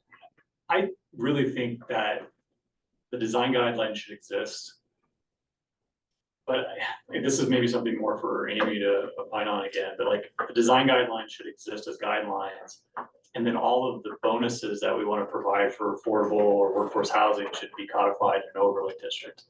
And maybe there's some synthesizing of the two. We take some things out of the guidelines, put them in the district. I think the district should be pretty clear about what we're trying to accomplish with the overlay district. But that doesn't make it very predictable for a developer. So maybe we're actually making it worse for a developer by complicating it, by having a district that doesn't include design guidelines. I don't know. But it does seem like if we're trying to say affordable housing is a dynamic issue that is changing and will continue to change. An overlay district is more suited to adapt to those challenges as we understand them better, rather than trying to bake it into our zoning. Baking it into our zoning is slow and awkward. Anyone have an opinion on that? I'm trying to remember what you just said exactly. Can you just summarize it in a different way? So if we use affordable housing, full stop, affordable housing, Yes. that's why we're doing an overlay district. We're saying it's a very dynamic issue. In the last 10 years, we've seen like an urgency exists in affordable housing that we did not maybe predict 10 years ago, or at least a few of us did. And so we're kind of acknowledging that this issue will continue to be dynamic and unpredictable. And an overlay district, which has baked in our affordable housing levers, like the bonuses, the density bonuses we can have, would be a more nimble mechanism to adapt to a dynamic issue than a slow, cumbersome mechanism like baking it into our zoning itself. Does that make sense? I feel like as it's coming out of my mouth, I'm like, this is confusing. The overlay makes the approval process a little quicker Yep. for non-traditional developments. Well, But Yeah, and if it's commercial, if it only lives in the commercial design guidelines, then it applies to every commercial property. You know, so then if, again, there's no way to tailor, you know, anything within the zone district unless you tailor it within the zone district. I guess it could be, but One thing, and then Amy's hands up, I noticed, a developer is gonna, at least I think, and maybe you can corroborate, I think they're gonna be a lot more interested in the unit mix up front. And so like that being codified in an overlay district instead of existing in design guidelines is super important, because they're gonna understand kind of how many parking spaces are required. As an architect doing mixed use development, parking, you start with parking, unfortunately, that's where you A start. lot of space. And then you figure out based on that, how many units can you have, and it's almost always less than what's allowed. So like, my point is you go parking units, structure based on fire code, and then you look at materials, which are kind of like Yeah. fourth or fifth down the line of cost driving Parking's always factors. looked good. Sorry, Amy, go ahead. Yeah, no, I think that's good thinking right there. I think the overlay district sends, you know, we have very limited land we can use for development. And the overlay district really targets where I think our comp plan, where our community has said they most desire denser housing. And so that's why I think, you know, and I think it would potentially accelerate developers' interest in coming to Lyons. by having two different overlay districts, there is a possibility that one will be approved and one will not be. Is that correct? Mhm. Okay. And DMU applies to how many property owners, and the EMU applies to how many property owners? I'm just I curious. can get that. Is it like 5 versus 25? Or like 2 versus 10 or something? Is it 1 versus a bunch? No, I mean, it's Like- the DMU, let's see. And I'm just curious, like you might have a lot of opposition if you have a lot of property owners wanting different things in one zone and one owner with one overlay district being like, sure, let's do it, this is what I want. We haven't talked about NIMBYism. I mean, that, if by separating them, you might get the eastern corridor to happen, but I think the downtown. That's what I'm is gonna saying. tie up. I can see the Eastern happening, like maybe no But why- problem. why Whereas if you downtown, don't maybe. If you don't have overlay districts, if they're not separate, you don't have two different districts, you bake it into the zoning, like And none of Lee them has get to do, none of it will ever happen, I see. unless we're mandated to make it happen, which is not the case. Sorry, I interrupted you, I apologize. So why would the downtown area be more critical? Because right now, the owners are who they are. There's only the one big hole that'll get bought that would actually fall under a new regulation, right, or rule. Those other folks, they're baked in. They've been here years and years and years. Unless another building burnt down and we had to rebuild, they really wouldn't be that affected by this. Or would if they? there's 55 years old and in 20 years they wanna sell and retire, then all of a sudden we have something in place. Yeah, plus, we do have the whole, what if, for example, and I'm just making this up, I've never heard anything like this. The hotel decided, you know, the hotel business is not what we should be doing, so let's build an apartment building. Right. Also, across the street from Oscar Blues, we have old homes that somebody can say, you know, I can tear that down and put up a mixed use, structure and make a bunch of money. So would these, if we go this path, Mhm. would the hotel space and the hole in the ground owners have to comply with them, or do they get grandfathered with old stuff? Well, the hole in the ground, because there's not a permit. have to. Would have to, but you know, the hotel, that's an entitlement that's already been granted, so they would have permit choice. Which is a buzzword, but they would be able to follow either the permit that they were originally granted. Or if they wanted to follow the new code, they could, but no, that they have that entitlement. As long as they meet the requirements. So a follow on to that, because it was a good point, these older homes here, people die, their heirs don't want it anymore, I just went through that in Estes Park. That's where, it's not just NIMBYism, but that's where people are gonna say, I don't want businesses in my neighborhood, this is with families, and if you're driving us to mixed use, aren't you driving business to be a part of that? Or again, and we'll look at the polygon, you know, when we get there, but it really is just the commercial core. Okay. That's really the focus area for this mixed use district, along with some of the properties, what's the automotive place? Oh, It's yeah. been vacant, you know, kind of that corner. So it's pretty narrow to just where there's commerce already. Okay. And it's focusing on the redevelopment That's of where that you're gonna commerce. get NIMBYism. My guess is the not my backyard is more of not wanting residential in downtown than it is about wanting commercial. I think you're right about the commercial. If it scopes too far out, creeps too far out into the residential neighborhoods, which I don't think it does. But I don't think people are gonna want affordable housing downtown. That's just my guess. They don't want cars and they don't want affordable housing. Maybe I'm wrong. I don't know. We could do a survey or something. If we permitted more stories in the mixed use downtown, could people sever their air rights and people could build on top of existing businesses who don't want to sell for the next 20 years? I'm just wondering, it's happened How would you do before. it? You Like tell me, just architect. Cantilever or a structure? Yeah, how Right. do you do it? It's doable. I don't know, but it's been done. No, I would not, Old over, or new over old for some cool mixed use. again, I haven't been here long enough to have a great understanding at this point, but I do not think going higher here is going to be acceptable. The loudest opposition to this overlay district idea is that we don't need it because there's not enough development to call for it. Meaning it's a waste of us figuring it out because it won't be used, because there's not enough development. Well, what you just said, expanded height won't be approved, unlikely. So then what's the point of doing mixed use? We already sort of have mixed there. What would we be adding? Housing? So like right Which would be now, approved, maybe? right now in like commercial downtown, if you want a residence and you want a business, they have to be tied. It has to be tied. That person that lives there has to work or own that business.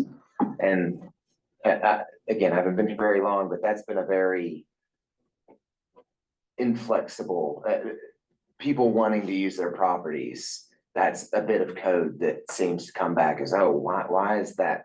You know, why can't someone live back here? Or why can't I build something and run it as a rental? But that's just not allowed right now under our current framework. So the hope would be is to kind of free that up a bit and then allow, because we already have concrete. We're not creating any more concrete downtown. We're just talking about redevelopment. There's very little greenfield in the downtown. So it's all going to be redevelopment based. So you're not losing, it should be a fairly net neutral loss of open space. But yeah, again, it's trying to find flexibility where we can to get a product that serves the community, both through an economic development perspective and through a housing perspective. Because we have underutilized properties all over downtown. And there's at least, and Amy, you might chime in, I think you've already said it, but kind of the not knowing what can be done on that property or not having kind of that flexibility, that might be a reason why we're not seeing a lot of development. I don't know. But the argument that we're not having any development, so there's no point in doing this, I would say, well, we do this so we can try to get more development. But that's just my opinion. And I'm not, saying that we need all these, developments going around town, but there are certainly properties that could stand to be redeveloped. Just from a historical perspective, the PCDC at one point took a very strong stand that in the commercial downtown district, the first floor with access to the sidewalk or something like that could not be residential. Yeah. It had to be commercial. Now, you could have residential in other parts of the building, but not there. And that was challenged pretty strongly. That was one of the times when the PCDC actually prevailed over some fairly intense pressure to enable a well-known person to turn a building into residential, all residential in downtown. It's not, it's not totally unheard of in some areas to not have first floor. Cause they wanna, I it's think that just, makes sense. it does, but at the same time, I've seen so many exceptions where you'll have like, I worked downtown when they were, like, when lower downtown in Denver was going through its, like, they built course field and businesses and housing, and they were trying to do first floor businesses and stuff, but then you're building lofts and it can't fit in, but I mean, there's a good intention behind it, but exactly. And again, we're, at least staff is proposing, we're not requiring all affordable housing. I mean, the largest mix you're gonna get is 50% market, at least how it's written right now, 50% market and 50%, and that's if you go all the way up in the Eastern Corridor. So in reality, we're looking here, if any units are built above, a commercial use, we're looking at probably a 12% affordability range, which should be that's a stated goal of the community and a stated goal of, again, every municipality in Boulder County, so. So At least that's- realistically, you're talking about a handful of affordable housing spaces in downtown. Yeah, What if a building goes up to 4 housing units in it? 12% is what? 0 or 1 unit? Well, after a couple, you get. Is it cumulative I'm just, or is it only per building? no, it's per development. so if your development's consistently just have 4 unit housing. So we could, there could be a requirement that if it's under this certain amount of units, that there's a baseline, 1 unit will At least be, one. yeah, Or 12%. Yeah. Whatever. whatever is greater. Otherwise, we're gonna end up with quite a few. But there's creative ways, it's just, that's why we have these open conversations about how you can bake all these little aspects in, because it's hard to sit down and think about it all, so. So the Eastern Corridor, I just looked at it, the commercial Eastern Corridor. Mhm. CEC. Does allow mixed use, but it's only a building less than 50% of the total gross area is residence. So mixed use is allowed there, but in a specific way that says it has to be more commercial than residential. Which for a 4-story building probably doesn't make any sense. For a 3-story building, it doesn't make any sense. For a 2-story building, it might make some sense. So we're kind of limiting, just by the definition of what's allowed by use, we're kind of saying they're all 2-story buildings. What is not allowed there? I don't know if I'm allowed to ask this question, that the developer who wants to develop there isn't going to get unless we change this. How are we doing them a favor by creating this mixed use, overlay in that area? Again, and I don't know if it's up to the town to do any favors, but what we're providing, again, is predictability of process. And a developer can sit down and look at the code, a team can sit down in a few days and understand with a good amount of predictability what that process is gonna look like. That's the key benefit to having an overlay So it's not district. something that they were wanting necessarily. No, it'll be certainly useful. I don't know if they're wanting it or not. I think most developers want, you know, again, predictability and ease of reading through a code.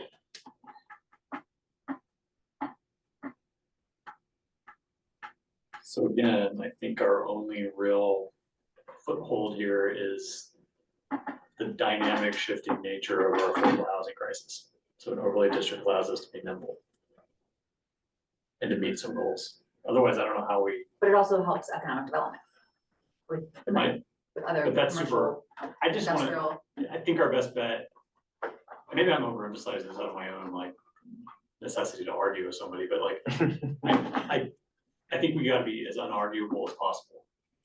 And if anyone pretends that they understand the housing crisis we're dealing with and how it can be tackled with our current existing code, I think they're a fool. So we could just continue to update all of Division 2, Article 3, it has every zoning code listed out and what's allowed with a little bit of detail here and there, or we could create something that's flexible and exists in one place that could be changed much easier than something that requires lines and lines and lines of municipal code to be edited. because currently like R3 is not gonna do it. Well, R3 is not a zoning that exists in the places we're talking about.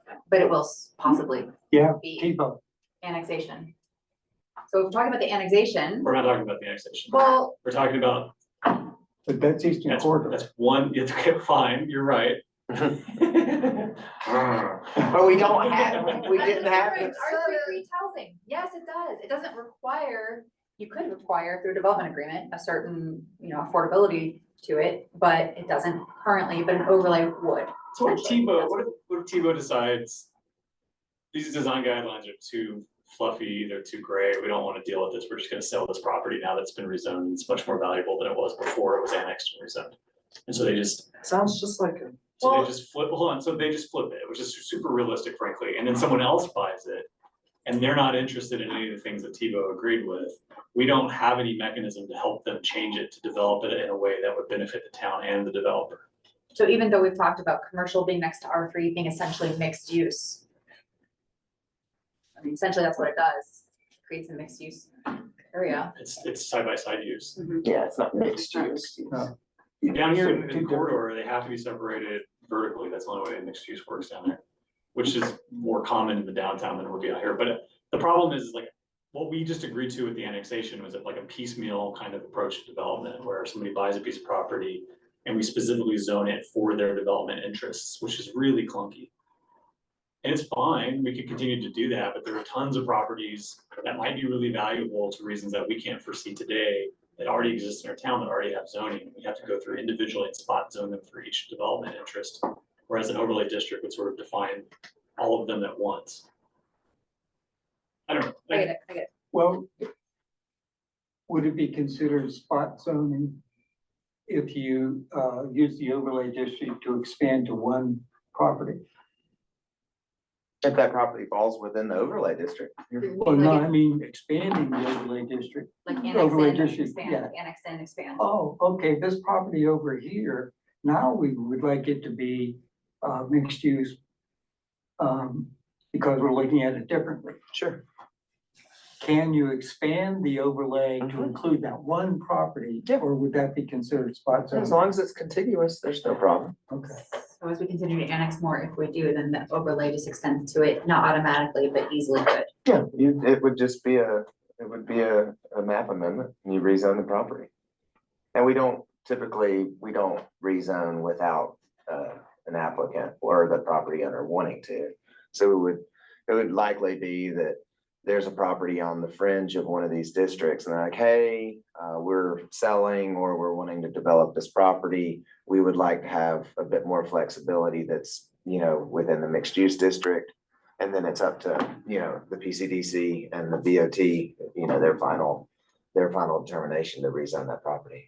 One advantage of an overlay district would be signaling to future development our intentions. Mhm. So if the overlay district has very little in it, so if the design guidelines exist parallel to the overlay district, it says we are interested in workforce housing. Mhm. I mean, there's other things that are in it, but we are kind of signaling to development that's what we want.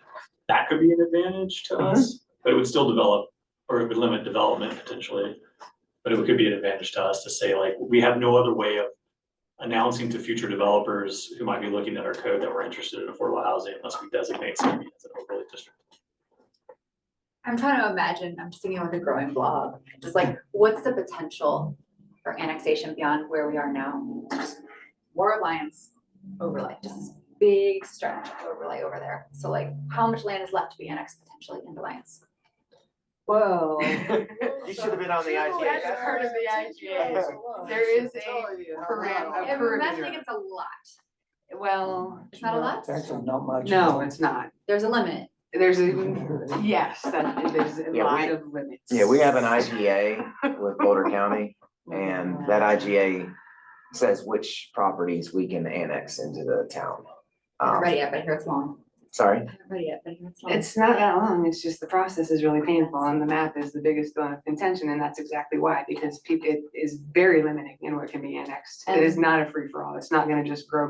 The That's ease not of possible. amending that is just, it's No, just actually, not and city easy. Boulder, and then, like, one of my former, like, they could even spin out, that Boulder has one of the strongest, we have a very strong IGA in this county, in this town, in the country, that there's a reason why US 36 is not developed between Lyons and Boulder, it's, our IGA has kept it that way, and you don't see that in other counties around the country. But Shady Lane could potentially be purchased, annexed, Yes, Yes, and developed into mixed use. once there's contiguous space. Yeah, that's, the How limit. far away is that? That is the limit. Not too far, right? they need Not better. just I one think Shady Lane is the bound, the eastern boundary of where we could grow, Because of That the. hard. under the current IGA. The And then- Highland Drive is sort of the limit. Are the Imagining the future. examples you included, the island, and then there's this kind of a summary of Telluride, Ridgeway. Yeah.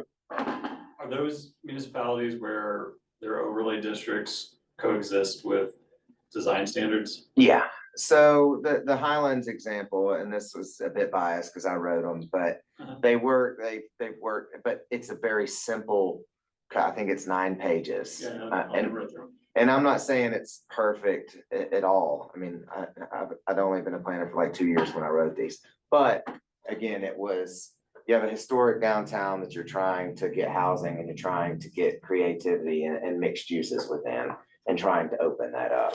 And I think I showed an example of where these design guidelines really did work was we had, and you weren't on the board. We've got 3 new members that weren't here, but, I'll just bring it up real quick.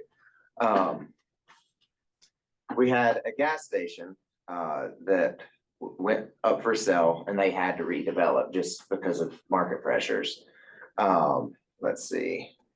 And we were able to bake in, and there are other parts of the code where we had this as well, but we were able to bake in, sorry, I can't remember, it's been a long time since I've worked here. 4th Street, maybe, let's see, hold on just a second. This is it right here. Get close. No, hold on. Right.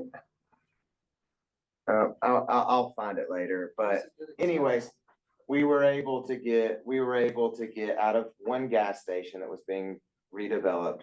We're able to get a little office for the tourism bureau. We were able to get apartments up top and then offices off the back, just from opening up that district to more uses. Because the old code was you can have a single use on a lot. And if that were to still exist, the town would have only gotten a gas station back. But since we opened it up and we allowed the density bonus to expand all the way to 0 lot lines, they were able to provide, a node of activity out of what was once a gas station. While y'all are talking, I'll try to pull it up though. Well,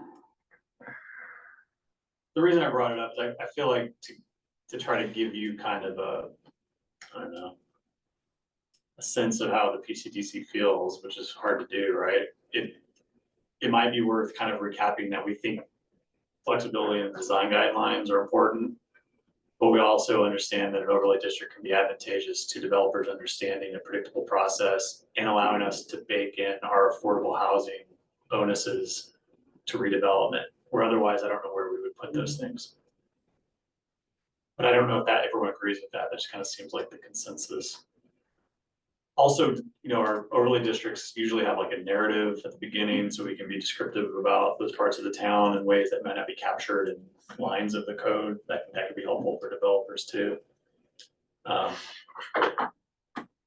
Yeah, this is what I was looking at. So if you roll back pre-mixed use design standards, this is what hold on, 2015.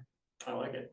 That's when it was being built. 2008, that's what it looked like. It was just a marathon, and Yeah, what's behind it is, oh, is that it's just a shop. There's nothing No, there. that's like a Convenience shop. store. And Highlands is a pretty bougie place, so this obviously did not fit the character of the town. But with implementing these strategies, again, the product that came back, we allowed more height and we got just a lot more out of it. So I guess I just use this example of a way that you can leverage your regulations, not as a barrier, but to provide incentives to make, other progress happen.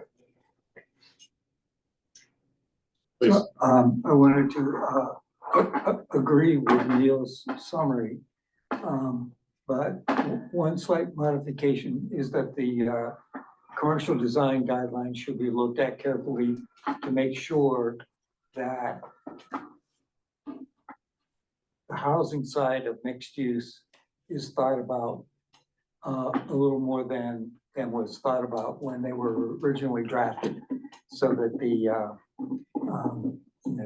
there aren't some things missing from the housing perspective. The commercial eastern corridor wording was definitely developed to emphasize the need for commercial in front. It didn't talk much about the rest of the property. It was assumed that would become housing, residential of some sort, but there wasn't. It didn't go to trying to limit commercial in the back or encourage housing. It was a little less definitive. Our goal, our values at the time our goals were economic vitality, right? Thinking about the eastern corridor development. And now the Sales tax revenue. Yeah, tax revenue, vitality of the town. Yeah. And I think now even as evidenced in the comprehensive plan being finished, I think our goals of at least equal stature, if not higher, are affordable housing and quality of life. And so I think it bears updating or maintaining our guidelines in that viewpoint. So I think the ideal scenario, which we probably won't get if we could invest the money to have a professional firm take our old guidelines, help us update them with our new values and this idea of an overlay district and affordable housing bonuses, and help us understand how to synthesize those. That'd be the way to do it. Party basically, manage that project, all design guidelines, and they're really good, but it's a lot of work. And I don't know. I just don't know if it's worth trying to do it again as a group. And I don't know. Well, the Board of Trustees may provide some guidance about that. I'm sure they will. Question, or sorry, Oh yeah, please, I'm sorry. the boundary of the potential eastern mixed use overlay. I'm thinking of, there's seems to be a lot of potential upside for the everyday FKA you pump it land business. Maybe one day they want to sell to somebody who wants to do more. Maybe they want to do more for more revenue. Why not expand the overlay district to include them? Because it's more likely to be shot down. No, I think where you're getting at is where we decide lines as we know it begins and where the eastern corridor ends. Yeah. It doesn't have to be where we. It doesn't have to be US 36 and 66, it could be. It's an overlay, so we. Yeah. Eastern corridor could go all the way and touch, the ice cream See a shop. free for all market. I know. I don't know. Well, what yeah, in some places, it's seemingly reflected kind of Stone Canyon Mhm. that way, so it comes all the way up. So I mean, there's flexibility, but again, when you're going through this, you just look at what land and what uses are in, And, you know, if you've got a use that, again, it could be somewhere else or is just not the highest and best use, then yeah, I think as planning goes, you should probably include it just because it may flip in the near future. I think if we put an overlay district on a part of town and then we fast forwarded 200 years, we would see it in full effect. But like, I'm not even sure making an eastern corridor overlay zoning district stretch all the way to Stone Canyon would have a visible impact for decades. I just wonder if it, you know, you say you consider the existing businesses and the impact any development might have on them, and I am no expert in that, but I just see this one business that is not as shiny and new as some others, and may get less business because there's this nice new possibly competing business in front of it as you come into town, and like, what else can they do with that land? You know, what, to survive? I don't know. One might say that It'd be nice to give them an option. you raise your children and they go out into the world and you let them make their own choices. That's right. Well, Right, and- actually, the hotel that's being developed in town, that was an old gas station. There's an example. of that. Really? Yeah, there was a, Yeah, that was, Moxie, yeah, they just tore down, Oh, it was a that's gas station. right. So yeah. when you move it, then you get some environmental issues. Yeah. All the tanks out. Yes. Just saying, It is in the comp plan, another. and in our development, and I'll have to find the section, but we do look at taking businesses or over competing businesses within our commercial downtown. We do look at, you know, what uses that we're allowing along the eastern corridor to make sure that they're not kind of taking away from our downtown core. How do you determine that? Are you looking at financials or like, how do you know? Yeah, again, some regulations are very loose, you know, but, you know, using Tebow as an example for the plaza that he's discussed, you know, he's got a laundry list, or Tebow Corporation has a laundry list of tenants that they use. And for the most part, they're not competing with, you know, our downtown artisans or restaurants. Should we not have allowed main stage because Oscar Blues existed first? For all of the real estate We offices. do have a lot of pizza in town. Well, I'm just saying, like, we can't, it's not in our purview, we can't. The market will I guess- dictate what the market will dictate. Yes, Yeah. I guess I'm just thinking of diversity in town and helping make sure, you know, diverse business owners have the most opportunities that they can to stay here. I think it's the wrong commission, unfortunately. I mean, I Planning get and what, community development. but we don't Okay, have, okay. we don't have the levers that you would need to pull that off if there was something that we could even agree on We that would have be a- appropriate. We have the opportunity to say, look, on your land, you have way more options than you thought.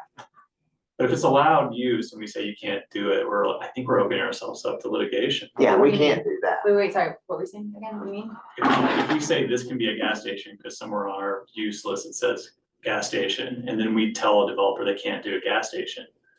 We'd be telling a gas station currently that we're now allowing you to build residential or other commercial. What do you want here? You're allowed to have them if you don't want to use this gas station for sell, and someone else develops this and pays you a lot of money for your gas station, or if you want to develop more on your parcel, if you're not getting the kind of revenue that you used to now that there are more gas stations in town.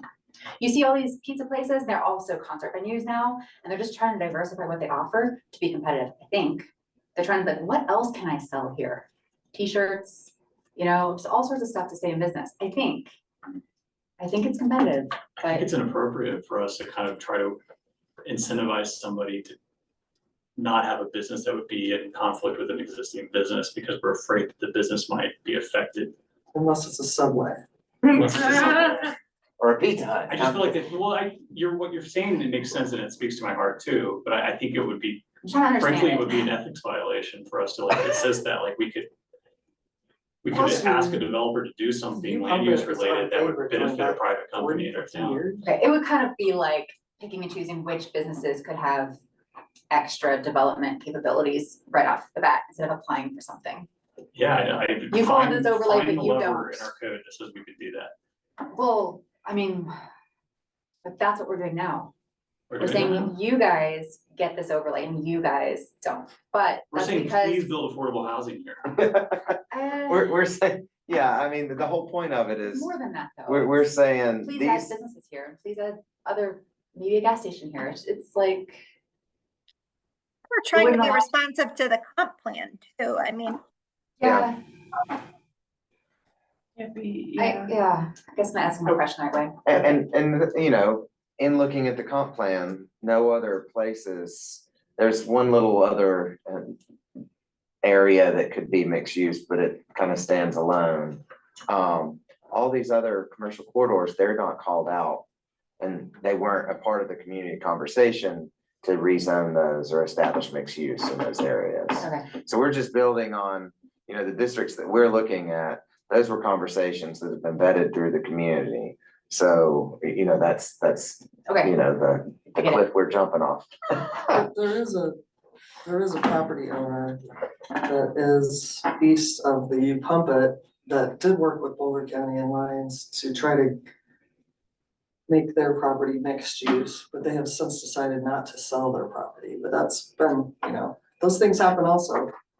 And that's where that whole omniscient, you know, what's it gonna be like in 20 years, cause people retire, people die, people sell properties and.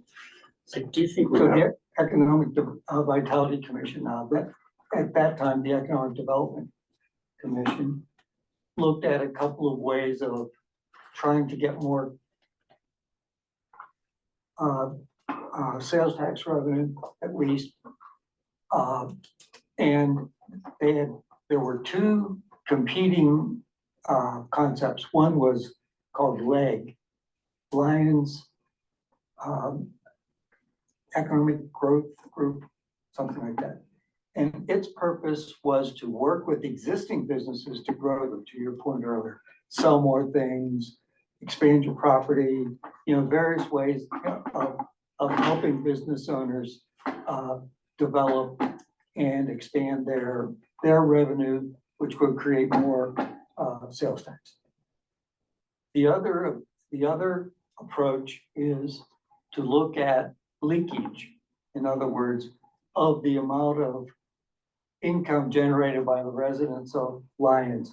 How much of that on average, looking at lots of different communities, is spent on groceries, gasoline, healthcare, et cetera, on down the line.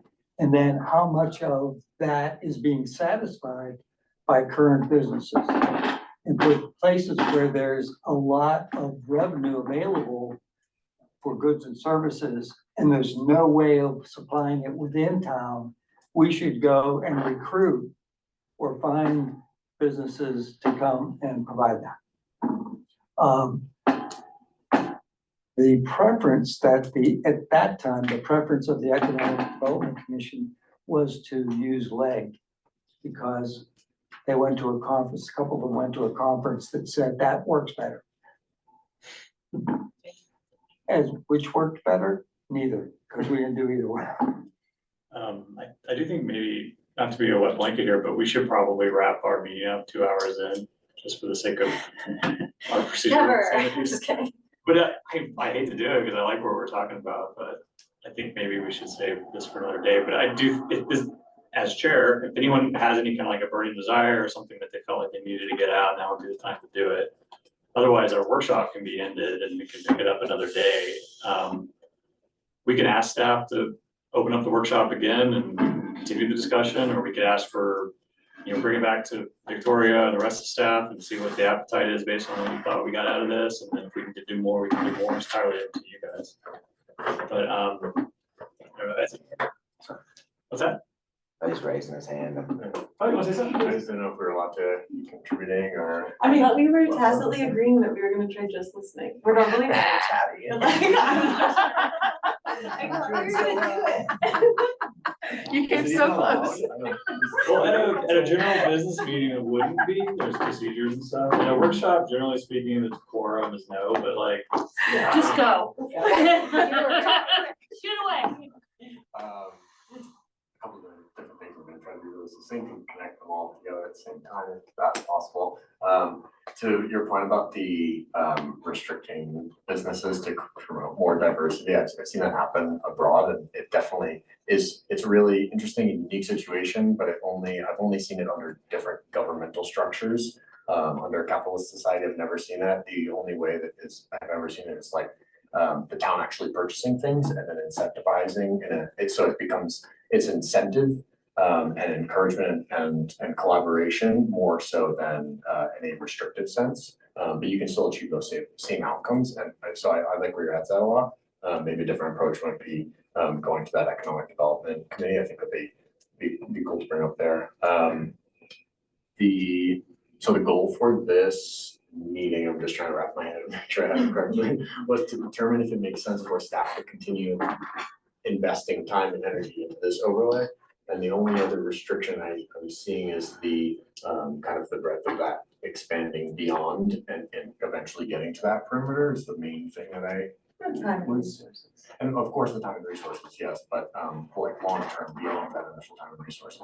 I'm just wondering if there is something like in the nonprofit space, we're often able to create set in bylaws and basically create a different level of restrictions to something that is created kind of within itself. So instead of just using the perimeter, basically outlining and saying, we're creating this this overlay. Yes, there is this perimeter, but we also understand that this overlay is only going to expand beyond this street and this street. And I don't know if that's an option to put into this so that it doesn't kind of eventually extend and encroach upon these other spaces, because that might be something very easy to mitigate any concerns right there.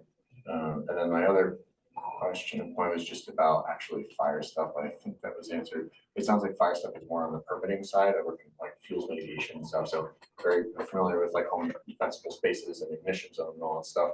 Is that something that would be a part of a conversation like this, or is that really just on the permitting legal side for that? So there's a state WUI code being hopefully adopted within the next 2 years. There's an ad hoc committee for the Board of Trustees that was started on Monday to at least start looking at what a stopgap individual kind of localized WUI code would look like. And that's where most of those or all of those regs will fall in. And then as part of the development review process, that's just another layer of code. You meet the overlay district, you meet the design criteria, you meet the WUI code. So. And then before we adjourn, I just have one pressing thing which maybe we can't answer today, but this is my first meeting here. I've lived here 20 years. My name's Jen Wingard. I live over by the high school. My question is something Julie and I asked a lot in our IGA thing.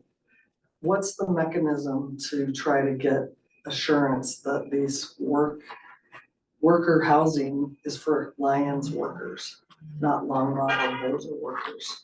Yes, that's easy. That's easy. In the deed restricting language, you can restrict it to, I know you don't like deed restrictions, Depending on the but financing source. You need a housing authority. yeah, you do. And we're working Well, on it right now. But the town employees were given first right at the summit, it's just, it didn't work. Yeah, there's some language already, and I'm not sure where it is, but that was developed as the prioritization of access to the low-income housing that was never built in Bone Park. But it was later applied to the Summit? the housing, what you call it, Habitat for Humanity. habitat housing. And then subsequently, I believe, to the Summit housing as well. Although the Summit housing had other things that had to make a change, but there's already language that Victoria could find easily, I'm sure. They do community, Deed restrictions work great. It's just you have to have someone to administer them and enforce them. Babysit, yeah. And you have to have a housing, you don't have to, it makes most sense to have a housing authority do that instead of staff. You can also have a property manager of the owner's property. which they do at Summit, yeah. We will.